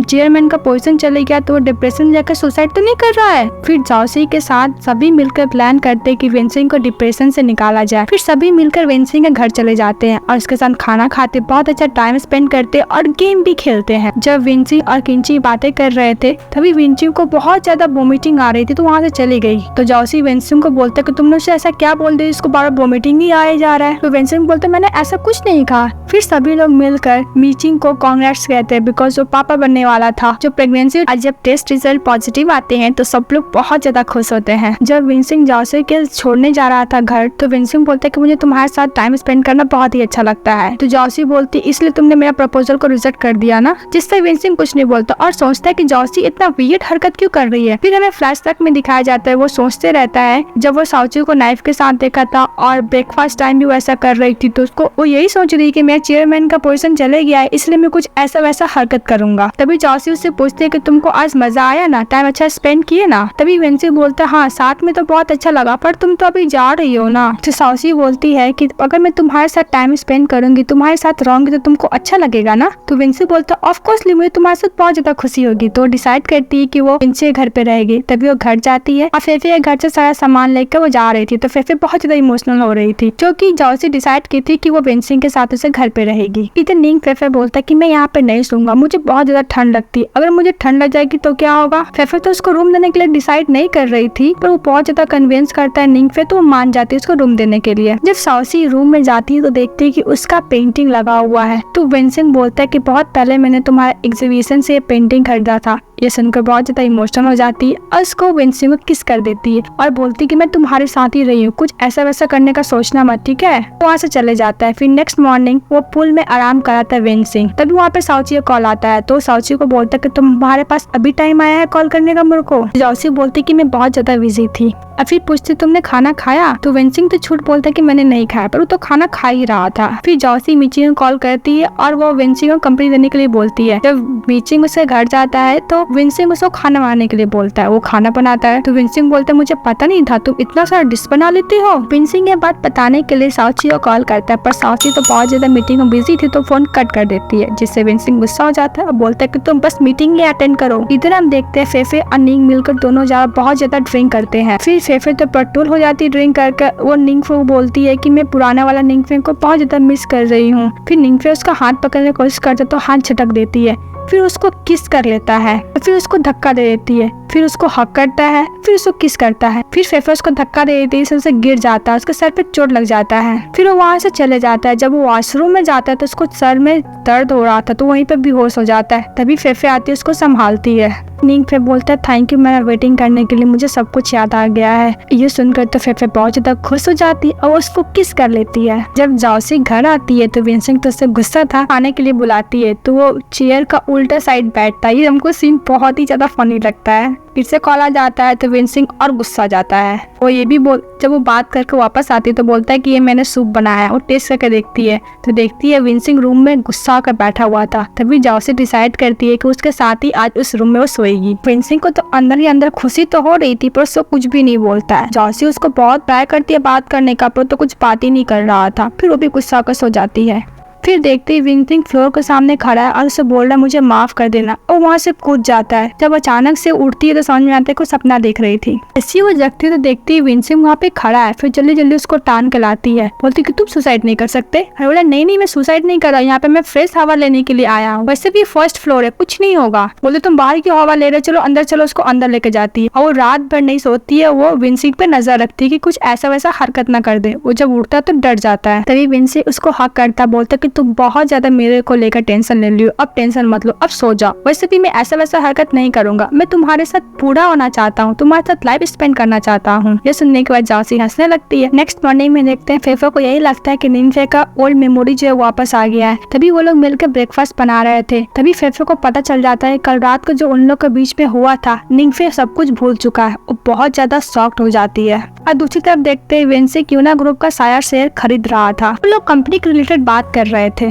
इसका नाम देखते हैं मीचिंग से पूछकर वेंसिंग खाना बनाने का ट्राई कर रहा था। मीचिंग तो उसको देख के हंस रहा था। जब वहाँ से वेंसिंग जाता है कुछ सामान लाने के लिए तो मीचिंग देखता है कि तू लोग गैस ही ऑन नहीं किया है, तो गैस ऑन कर देता है। इधर हम देखते हैं फेफे जाओसी को कॉल करती है और बोलती है कि जल्दी से जल्दी ऑनलाइन आ। जब वो ऑनलाइन आती है तो लाइव देखती है कि वेंसिंग खाना बना रहा है। ये देखकर वो बहुत ज्यादा स्माइल करती है। तभी जाओसी घर आ जाती है। जब देखती है इतना सारा खाना बनाया हुआ तो बहुत ज्यादा खुश होती है, पर उसका हाथ भी देखती है जो जल गया था खाना बनाने में, तो उस पर मेडिसिन अप्लाई करती है। इधर फेफे वेंसिंग को सारा बात बताती है निंगफे के बारे में, जो ड्रिंक करने के बाद उसको याद आया था पर अब वो भूल चुका है। तो जाओसी बोलती हो सकता है कि ज्यादा ड्रिंक करने से उसको सब कुछ याद आ जाए। इसके बाद फेफे उसके लिए अच्छा खासा खाना बनाती है और बहुत सारा ड्रिंक लेकर आती है उसको पिलाने के लिए। हो सकता है उससे उसका याददाश्त वापस आ जाए। और फेफे निंगफे को बहुत ज्यादा ड्रिंक करा देती है। निंग ड्रिंक करने के बाद सोफा सेट पर जाकर सो जाता है और कल रात वाला इंसिडेंट वाला बात याद करने लगता है। तभी निंगफे को समझ में आ जाता है कि फेफे उसको इतना ड्रिंक क्यों करा रही थी, क्योंकि वो चाहती थी कि उसका ओल्ड मेमोरी याद आ जाए। इसलिए निंगफे फेफे के हाथ से सारा ड्रिंक ले लेता है और पीने लगता है। ऑलरेडी वो इतना ड्रिंक कर चुका था तो उसके लिए ओवर हो जाता है। यह देखकर फेफे कुछ ज्यादा ही डर जाती है। निंगफे उस पर गुस्सा करने लगता है कि मैं तुम्हारे लिए इतना कुछ करता हूँ फिर भी तुम मुझे नया वर्जन को एक्सेप्ट क्यों नहीं कर रही हो, तुम क्यों पास्ट के पीछे पड़ी हुई हो। उसके हाथ से ड्रिंक ले लेता है, बोलता है कि अब तो मैं बहुत ज्यादा ड्रिंक करूंगा, और बहुत ज्यादा ड्रिंक करता है। जब फेफे कोशिश कर रूम का दरवाजा खोलती है तो पूरा बेहोश हो जाता है वो निंगफे, क्योंकि ऑलरेडी इतना ड्रिंक कर चुका था। तो उसको लेकर हॉस्पिटल जाती है और बहुत ज्यादा रोती रहती है कि इसका हालत का जिम्मेदार मैं हूँ। इधर निंगफे को भी जब हॉस्पिटल में था तो उसको जो पास्ट वाला मेमोरी था सब कुछ धीरे धीरे पूरा याद आ रहा था, जो फेफे के साथ टाइम स्पेंड किया था और वो साउची को किस तरह घमंड से बचाया था। तभी वहाँ पे सब लोग आ जाते हैं। जब वो लोग निंगफे से मिलने के लिए जाते तो निंगफे वहाँ नहीं रहता। वो लोग बहुत खोजते फिर भी निंगफे नहीं मिलता है। इधर किंची अभी होश होने लगती है तो मीचिंग उसी हॉस्पिटल में दिखाते तो उसे पता चलता है कि वो प्रेग्नेंट नहीं है। यह सुनने के बाद किचिंग तो बहुत ज्यादा उदास हो जाती है। मिचिंग उसको हौसला देता है। जाओसी और वेंसी फेफे को उसको रूम में छोड़ देते हैं तो फेफे बोलते हैं कि मैं अकेले रहना चाहता हूँ। वो रूम में जाती है। जो निंगफे उसके लिए फोटो बनाया था वो पेंटिंग देखती रहती है और बहुत ज्यादा उसका याद करती रहती है। इधर हम देखते हैं निंगफे मिस सू के पास आती है तो मिस सू पूछता है कि तुम यहाँ पे क्यों आए हो। तो निंगफे बोलता है कि मेरे पास जाने का कोई जगह नहीं है। तो फिर मिस सू उसको अपने घर पे बुला लेती है। फिर हम देखते हैं वेनवेन और नील एक मीटिंग में थे। यहाँ पे नील वेनवेन को बोलता है कि मेरे अकाउंट में पैसा ट्रांसफर करने के लिए। तभी वेनवेन बोलता है कि मैं नहीं करूंगा। तभी पीछे से आवाज आता है कि वो नहीं करेगा, वो जो वेंसिंग रहता है। और ये सब प्लान के पीछे हमारा हीरो वेंसिंग का ही था। हाँ, वेंसिंग का डैड का वो ड्राइवर था वेन। एक दिन वेंसिंग के डैड वेन को बता रहे थे ये जो पेंटिंग है ना ये 12 मिलियन यॉन का है और मैं इसको बेचूंगा नहीं। यह सुनकर तो वेन का तो दिमाग ही उड़ जाता है, ये पेंटिंग इतना एक्सपेंसिव है। फिर वेंसिंग के पापा चाइना वापस जाने वाले थे इसलिए वो वेन को बहुत सारा पैसा देते हैं जिसके वजह से वो ड्राइवर का काम ना कर पाए, अपना कुछ बिजनेस स्टार्ट करे। तभी वेन बाहर निकलता है तो वो बात करता है तो वो डिसाइड करता है कि वो पेंटिंग चोरी करेगा। जब वो वापस जाता है पेंटिंग चोरी करने के लिए तो वहाँ पे देखता है डैड को मरने वाले हैं और वेंसिंग उसके पास ही है। यह देखने के बाद वो पैसा वहीं पर रख देता है और वो पुलिस को कॉल करके खुद सरेंडर कर देता है। जब वो जेल से बाहर निकलता है, जब वो वेंसिंग से मिलने जाता है तो सारा बात बताता है और वो ये भी प्रॉमिस करता है कि कुछ भी हो जाए वो उसका हमेशा असिस्टेंट बन के रहेगा। इसीलिए ये दोनों मिलकर सारा प्लान बनाए थे नील के खिलाफ। तो वेंसिंग ये भी बोलता है कि मेरे पास तुम्हारे लिए एक और सरप्राइज है। तुम्हें पता है संघाई ग्रुप का जो शेयर्स था मैंने सब खरीद लिया। अब मैं यूना ग्रुप का और संघाई ग्रुप का दोनों का चेयरमैन मैं हूँ। फिर नील के पास उसका असिस्टेंट का कॉल आता है और उसको बताता है कि संघाई ग्रुप का न्यू चेयरमैन नील नहीं है वेंसिंग ने। यह सुनने के बाद नील का तो हालत ही खराब हो जाता है। नेक्स्ट सीन में हम देखते हैं वेंसिंग जाता है मीचिंग के घर तो किचिंग बोलते कि तुम इसके बारे में जॉसी को कुछ बताया नहीं हो। अब देखते तुमसे गुस्सा कैसे नहीं होती है वो। तभी वेंसिंग वहाँ से दौड़ के जाता है। जब जॉसी घर आती है तो देखती एकदम अच्छे से डेकोरेट हुआ है। तभी वहाँ पे वेंसिंग उसको प्रपोज करने लगता है तो जॉसी बोलती ये क्या कर रहे हो, खड़े हो। तभी उसके बीच में उसका कॉल आ जाता है तो बोलती मुझे कॉल अटेंड करना बहुत जरूरी है। वो कॉल अटेंड करने के लिए चली जाती है। मिस सू उसको बताती है कि संघाई ग्रुप का अब चेयरमैन नील नहीं है वेंसी है। ये सुनने के बाद जॉसी तो कुछ ज्यादा ही सरप्राइज हो जाती है और सोचती कि इतना बड़ा बात उसने मुझे क्यों नहीं बताया। इधर हम देखते हैं निंगफे रहता है मिस सू को ऑफिस में मिसू तो काम में बिजी थी, लेकिन निंगफे उसका कुछ वीडियो बना रहा था, पर ऐसा प्रिटेंड कर रहा था कि वो मोबाइल में बिजी है। इधर हम देखते हैं जाओसी वेंसी पे बहुत ज्यादा गुस्सा कर रही थी कि तुमने मुझे इतना बड़ा बात क्यों नहीं बताया, क्यों मुझे छुपा कर रखे हो। वेंसी उसको समझाने की कोशिश करता है, पर वो नहीं समझती, वहाँ से चली जाती है। इधर हमारा हीरो का प्लान प्रपोज वाला फेल हो जाता है। तभी जाओसी अपने फ्रेंड लोगों को कॉल करती, अपना दुख दर्द सुनाती है। तभी किंची बोलता है क्यों नहीं आज हम लोग सिर्फ गर्ल्स लोग पार्टी करें, तो वो रेडी हो जाती है। जब विंसिंग मीचिंग से पूछता है कि तुम बाहर क्यों खड़े हो, तो मीचिंग बोलता है कि मुझे बस किंची ने बताया है कि सिर्फ गर्ल्स लोग का पार्टी जिसमें मैं अलाउ नहीं हूँ। तभी डोरबेल बजता है तो किंची गेट खोलती है, तो बोलती है तुम यहाँ पे क्या कर रहे हो, तो बोलते कि मैं अकेला नहीं हूँ, मेरे साथ वेंसी भी है। वेंसी उसको कुछ एक्सप्लेन किए बिना ही अंदर चले जाता है घर के। वेंसी देखता है निंगफे और जाओसी बैठ कर ड्रिंक कर रहे थे। ड्रिंक करके वो लोग बहुत ज्यादा टूल हो गए थे। अब वो अपने अपने बॉयफ्रेंड का बुराई कर रहे थे। जाओसी वेंसी का बुराई कर रही थी और फेफे निंगफे का बुराई कर रही थी। तभी वेंसी जाओसी को लेकर जाने लगता है, तो फेफे भी उसके पीछे जाती है। जब उसको लेके जा रहा था तो जाओसी बोलती मैं तुम्हारे साथ कहीं नहीं जाने वाली, तुम मुझसे कोई बात नहीं बताते हो। वेंसिंग उसको हक कर लेता, बोलता कि मैं प्रॉमिस करता हूँ आज के बाद से तुमसे कोई बात नहीं छुपाऊंगा। हाँ तुम क्या मेरे साथ रहना चाहती हो, मुझे तुम्हारे साथ रहने में बहुत खुशी मिलती है। तो बोलती है हाँ। वेंसी ऑफिस से काम से चले जाता है, लेकिन उसके लिए ब्रेकफास्ट और एक छोटा सा नोट्स रख देता है। जब जाओसी उठती है या देखती है तो बहुत ज्यादा खुश होती है, ब्रेकफास्ट खा लेती है। जब ऑफिस के लिए जाती रहती है तभी वहाँ पे निंगफे आ जाता है। तो जाओसी निंगफे को बोलती तुम थे कहाँ, पता है हम लोग तुमको कितना ढूंढ रहे। तभी निंगफे बोलता है चलो मेरे साथ। वो उसके साथ लेकर जाता है फेफे का घर। फेफे तो सोकर ही उठी थी। तभी निंगफे उसको टाइट से हक कर लेता है। जब फेफे निंगफे को देखती तो उसको बोलती तुम एक नंबर के बदमाश हो, जहाँ वापस चले जाओ, तुम दोबारा मत आना मेरे पास। उसको दूर हटाती है। फिर निंगफे उसको टाइट से हक कर लेता है, फिर उसको दूर हटाती है। निंगफे बोलता है मैं तुम्हारा निंगफे हूँ। तो फेफे बोलती नहीं तुम पहले भी ऐसे मजाक कर चुके हो। तभी निंगफे उसको प्रूफ दिलाने के लिए जाओसी को बोलता है नूडल बनाने के लिए, जो फर्स्ट टाइम वो मिला था तब वो बोला था बनाने के लिए। यह सुनने के बाद फेफे तो पर सरप्राइज हो जाती है, उसको बिलीव हो जाता है कि वो निंगफे ही है और उसको हक कर लेती है। आई दोनों को देखकर जाओसी बहुत ज्यादा खुश होती है। फिर रात में सोने टाइम वो साथ में सोते हैं। तभी मिस सू निंगफे से पूछते कि फेफे तुम पर ट्रस्ट कर ली। निंगफे बोलता है हाँ, और मिस से वो भी बोलती कि तुम जो कर रहे हो उसे पकड़े ना जाओ। फिर हम देखते हैं जाओसी वेंसी को कॉल करके ऊपर बुलाती है। जब वेंसी देखता है कि जाओसी अपना लगेज पैक की हुई है तो पूछता है कि तुम कहाँ जा रही हो। तो जाओसी बोलती कि मैं फेफे के साथ रहने के लिए जा रही हूँ। तो विंसिंग बोलता ठीक है बहुत रात हो गया इसलिए मैं तुम्हें छोड़ देता हूँ।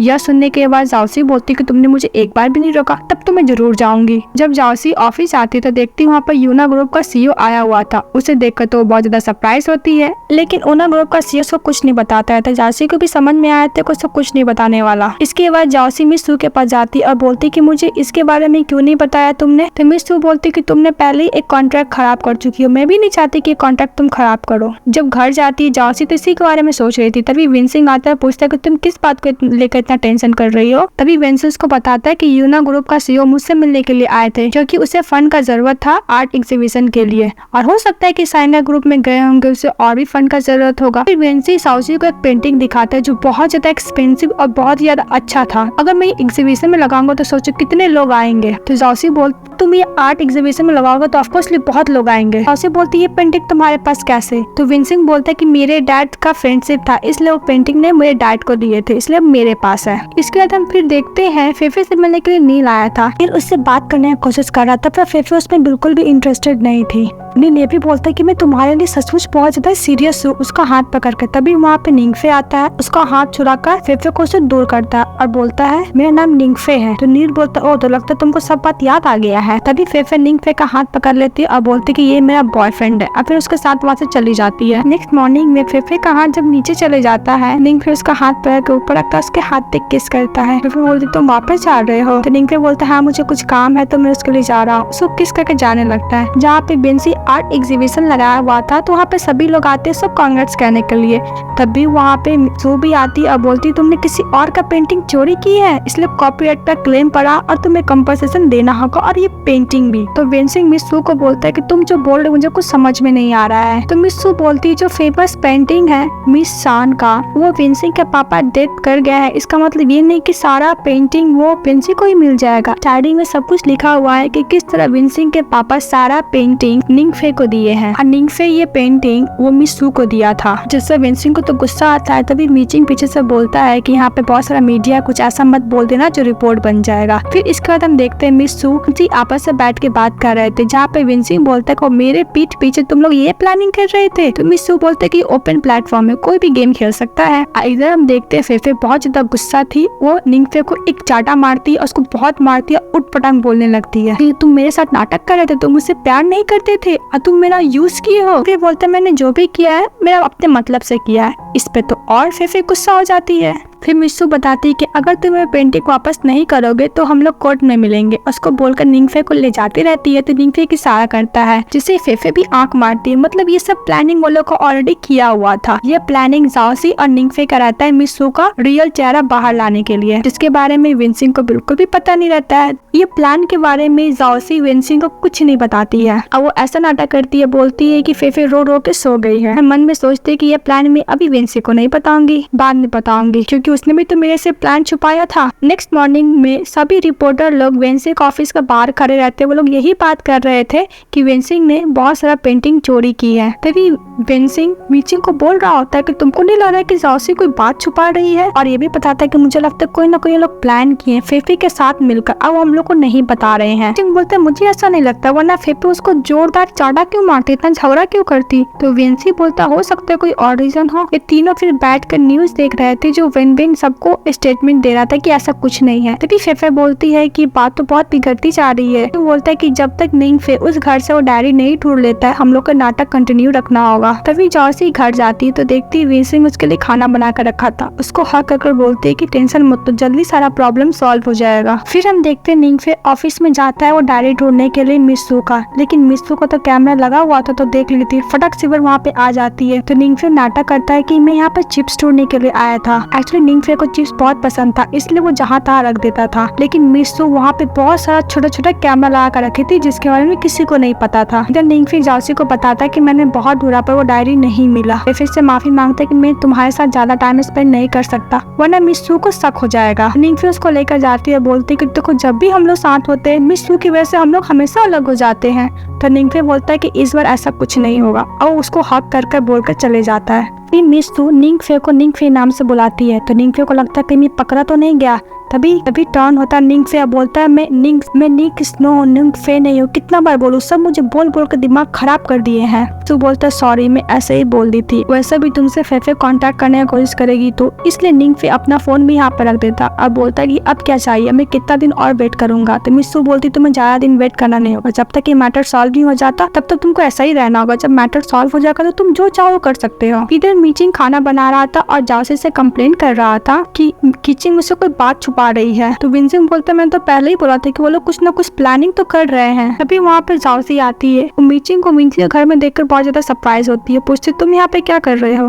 तो मीचिंग बोलता है कि विंसिंग बहुत ज्यादा बोर हो रहा था इसलिए मैं वहाँ पर कंपनी लेने के लिए आ गया। ये सुनने का विंसिंग तो उसको किक कर रहा था। फिर जाओसी बोलती कि मैं तुम्हें एक इम्पोर्टेंट बात बताने के लिए आई हूँ। तो विंसिंग बोलता वही वाला बात था जो तुम लोग का आपस में सीक्रेटली चल रहा था। तो जाओसी बोलती हाँ। जाओसी बोलती है कल रात से निंगफे के साथ कोई भी कांटेक्ट नहीं हुआ है। तभी विंसिंग बोलता है कि मिस सू ने निंगफे को कहीं और भेज दिया है, मैंने देखा था कार से कहीं लेके जा रहे थे, पर कहाँ लेकर जा रहे थे ये अभी हम लोग को पता नहीं चला है। तभी जाओसी के पास मिस सू का कॉल आता है और उससे बताता है कि निंगफे एक जगह पे गया, उस प्लेस का नाम बताती है। तभी जाओसी बोलती कि हमें जल्दी से निंगफे को खोजने के लिए जाना होगा। तभी वहाँ पे रिजॉर्ट में जाते हैं तो वो देखते हैं कि वो दोनों साथ में। तो बोलते तुम दोनों साथ में हो। तो बोलते हाँ हम लोग तो साथ में हैं। फिर उषा बोलती कि मैंने अभी तक हाँ नहीं बोला है। तभी यहाँ पे उषा से पता चलता है कि निंगफे और यूना ग्रुप का जो सी है वो दोनों मिलकर कोलैबोरेशन करने वाले हैं। तभी हम देखते हैं निंगफे पेंटिंग कर रहा था, वो यूना ग्रुप का सीईओ का घर में रहता है। तभी वो बोलता है तुम तो बहुत अच्छा पेंटिंग करते हैं। वो लोग बात कर ही रहे थे। तभी वहाँ पे फेफे आ जाती है, चीख चीख कर बोलती निंगफे निंगफे निंगफे। तो यूना ग्रुप का सीईओ बोलता है ये कौन है। तो निंगफे बोलता है यहाँ पे क्या कर रही है। अब बोलता है कि मेरी गर्लफ्रेंड है। तो यूना ग्रुप का सीईओ बोलता है ठीक है मैं इसको सॉल्व करता हूँ। वो बाहर जाता है, उसको अंदर आने नहीं देता है। लेकिन फेफे भी तो कम नहीं थी, वो बोलती कि मुझे मिलना है निंगफे से, तो मतलब मिलना ही है। फिर फेफे अपना इमोशनल रोने वाला एक्टिंग स्टार्ट करते हैं, जिससे वो देखकर उनका भी दिल पिघल जाता है। बोलता है मैं तो हेल्प करना चाहता हूँ पर हेल्प नहीं कर सकता। तभी पीछे से आती है यूसा, बताती है काम हो गया है। तभी वहाँ से निंगफे भी चली जाती है। यूना ग्रुप का सीईओ उसको बताने जा ही रहा था कि फेफे चली गई है। तभी देखता है कि निंगफे वहाँ पर है ही नहीं। फिर वो विंडो खुला हुआ दिखता है जहाँ पे बहुत सारा कपड़ा बना हुआ था, उसको लगता है वहाँ से भाग गया है। तभी उनकी डॉटर यूना आती है। फिर हमें फ्लैशबैक में दिखाया जाता है कि निंगफे को भागने में वही हेल्प की थी, पर वो ऐसा प्रिटेंड कर रही थी कि उसको निंगफे के बारे में कुछ नहीं पता। फिर निंगफे सबको बताता है कि ये डैडी मिल गया है, और वो ये भी बताता है कि डैडी को खोजने में हेल्प की है ऊषा। फिर सब लोग खुशी खुशी साथ में जाने लगते अपनी अपनी गर्लफ्रेंड के साथ। फिर वेंसी निंगफे से मिलता है और वो जो पास्ट की बातें थे वो लोग बातें डिस्कस करते हैं। इसके बाद वो पूछता कि तुमको मेमोरी वापस कब आया? तो बोलता कि जब मैंने बहुत ज्यादा ड्रिंक कर लिया था और हॉस्पिटल में एडमिट था तब आया।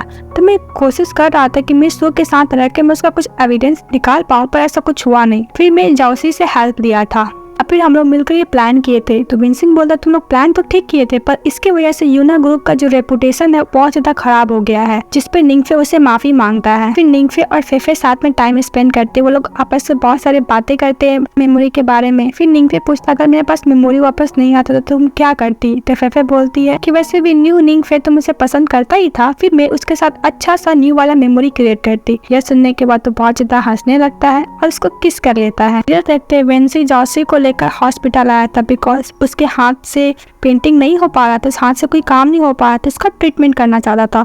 तो डॉक्टर बोला इसका इलाज तो नहीं है, लेकिन हाँ तुमको इस हाथ से दोबारा हर चीज करना स्टार्ट करना होगा, प्रैक्टिस करना होगा, जिसकी वजह से तुम्हारा हाथ का ब्लड सर्कुलेशन ठीक हो जाए और तुम्हारा ये हाथ अच्छे से काम करने लगे। यह सुनने के बाद जाओसी तो बहुत ज्यादा खुश हो जाती है। इसके बाद जाओसी रोज थोड़ा थोड़ा करके पेंटिंग प्रैक्टिस करती थी। हमें बड़ा सा होटल दिखाया जाता है, यहाँ पे सभी लोग प्रिपेयर कर रहे थे। तभी वहाँ पर कीचिंग जाओसी को लेकर आती है। तो निंगफे बोलता है आज मैं फेफे को प्रपोज करूंगा। साउची सबको बताती कि रूम किस तरह डेकोरेट करना है। तभी उसको फेफे का कॉल आता है, उस पर गुस्सा करती कि निंगफे ने मेरा कॉल भी नहीं उठाया। वो हंसने लगती है और फेफे से बोलती कि वो उससे मिलना चाहती, इसलिए शाम को आ जा, और सबको बोलती जल्दी जल्दी काम प्रिपेयर करने के लिए। फिर हमें रात का टाइम दिखाया जाता है जहाँ पे बहुत अच्छा से डेकोरेट किया हुआ था। तभी जाओसी फेफे को लेकर आती है। तभी फेफे को ऊपर लाइट पड़ता है, वो पेंटिंग देखती है जहाँ पे वो निंगफे के साथ टाइम स्पेंड की थी, उसको देखकर बहुत ज्यादा खुश होती है। फिर हमें एक और लाइटिंग दिखाया जाता है जहाँ पे अंदर से विंसी आते हैं फ्लावर बुके लेकर। फिर हमें पता चलता है कि ये जो प्रिपरेशन हुआ है वो निंगफे के लिए नहीं हुआ है, विंसी जाओसी के लिए किया था, उसको प्रपोज करने के लिए कि ये तुम्हारे लिए ऐसा किया बिकॉज तुमको ऐसा प्रपोजल चाहिए था। वैसे भी ये डेकोरेट तुम खुद ही की हो। तो फेफे बोलती है इतना क्यों बोल रही, शांत रहो, अभी प्रपोजल करने दो। फिर उसको रिंग देता है, तो उससे देखकर बहुत ज्यादा इमोशनल हो जाती है जाओसी। उसको रिंग पहनाता है, उसको एक्सेप्ट कर लेता है। फिर वो एक दूसरे को किस करते हैं। इसके बाद हमको 6 मंथ के बाद दिखाया जाता है। हमें दिखाया जाता है कि दोनों को एक साथ ही कॉल आता है, विंसिंग को और जाओसी को। दोनों बात करते करते वॉशरूम में जाते हैं, वो लोग बात भी करते हैं और ब्रश भी करते हैं। फिर वो दोनों अपने अपने काम पे जाते हैं। फिर वो मैरिज सर्टिफिकेट लेने के लिए जाते हैं, वहाँ पे भी बात करते हैं। वो लोग फोन से ही चिपके रहते हैं। तभी फोटोग्राफर बोलता है कि आप लोग एक पोज दोगे। फिर वो लोग एक साथ फोन करता है, फिर फोटो क्लिक होता है, फिर वो लोग फोन उठा लेते हैं। फिर इसके बाद वो लोग वापस जाते रहते हैं। अभी साउसी वेंसी से बोलती कि मुझे बिलीव ही नहीं हो रहा है कि मेरा शादी हो गया है और फिर से हम दोनों को ऑफिस जाना होगा। अभी साउसी बोलती चलो हम लोग कुछ और करते। वो दोनों एक दूसरे का फोन स्विच ऑफ कर देते हैं। इधर हम देखते किंजी फाइनली प्रेग्नेंट हो गई थी। वेंसी और साउची साथ में बहुत अच्छा टाइम स्पेंड कर रहे थे और रोमांस तो कर ही रहे थे। मिचिंग और कीचिंग सबको बताते कि फाइनली ये प्रेग्नेंट हो गई है। तभी निंगफे बताता है कि फेफे हमें शादी कर लिया। तो विंसी बोलते ऐसे कैसे, आज हम लोग भी शादी किए हैं, मतलब एक दिन में हम दोनों का ही शादी हो गया। फिर साउची बोलती है तुमने आज के दिन ही क्यों शादी किया। तभी मिचिंग बोलती है कि आज के दिन ही निंगफे का 22 ईयर हुआ है, उसका बर्थडे, इसीलिए फेफे ने आज शादी कर लिया। एक्चुअली चाइना में लड़के लोग को 22 साल में शादी होता है और गर्ल्स लोग 21 साल में। इसके बाद वो लोग बहुत ज्यादा इंजॉय करते हैं। कुछ दिन बाद आता है उन दोनों का वेडिंग डे। दोनों वाकई बहुत ज्यादा नर्वस थे। तभी वहाँ पर नील मिस सू भी आती है। विंसी अपना सब कुछ मिस सू के साथ सब कुछ सही कर लिया था, उन लोग का मिसअंडरस्टैंडिंग क्लियर हो गया था, पर निंगफे को तो अभी भी नील पसंद नहीं था। अभी वहाँ पे दुल्हन आती है, उन दोनों का शादी अच्छी तरीका से हो जाता है और इस कहानी की हैप्पी एंडिंग हो जाती है यही शादी के साथ। सो दोस्तों प्लीज आप लोग बताइएगा मैं ड्रामा एक्सप्लेनेशन कैसा रहा, और हाँ इस चैनल को लाइक एंड सब्सक्राइब जरूर कीजिएगा। और मेरा रिक्वेस्ट है, मैं ज्वाइन मेंबरशिप में रिसेंटली स्टार्ट की, उसको प्लीज ज्वाइन कीजिएगा।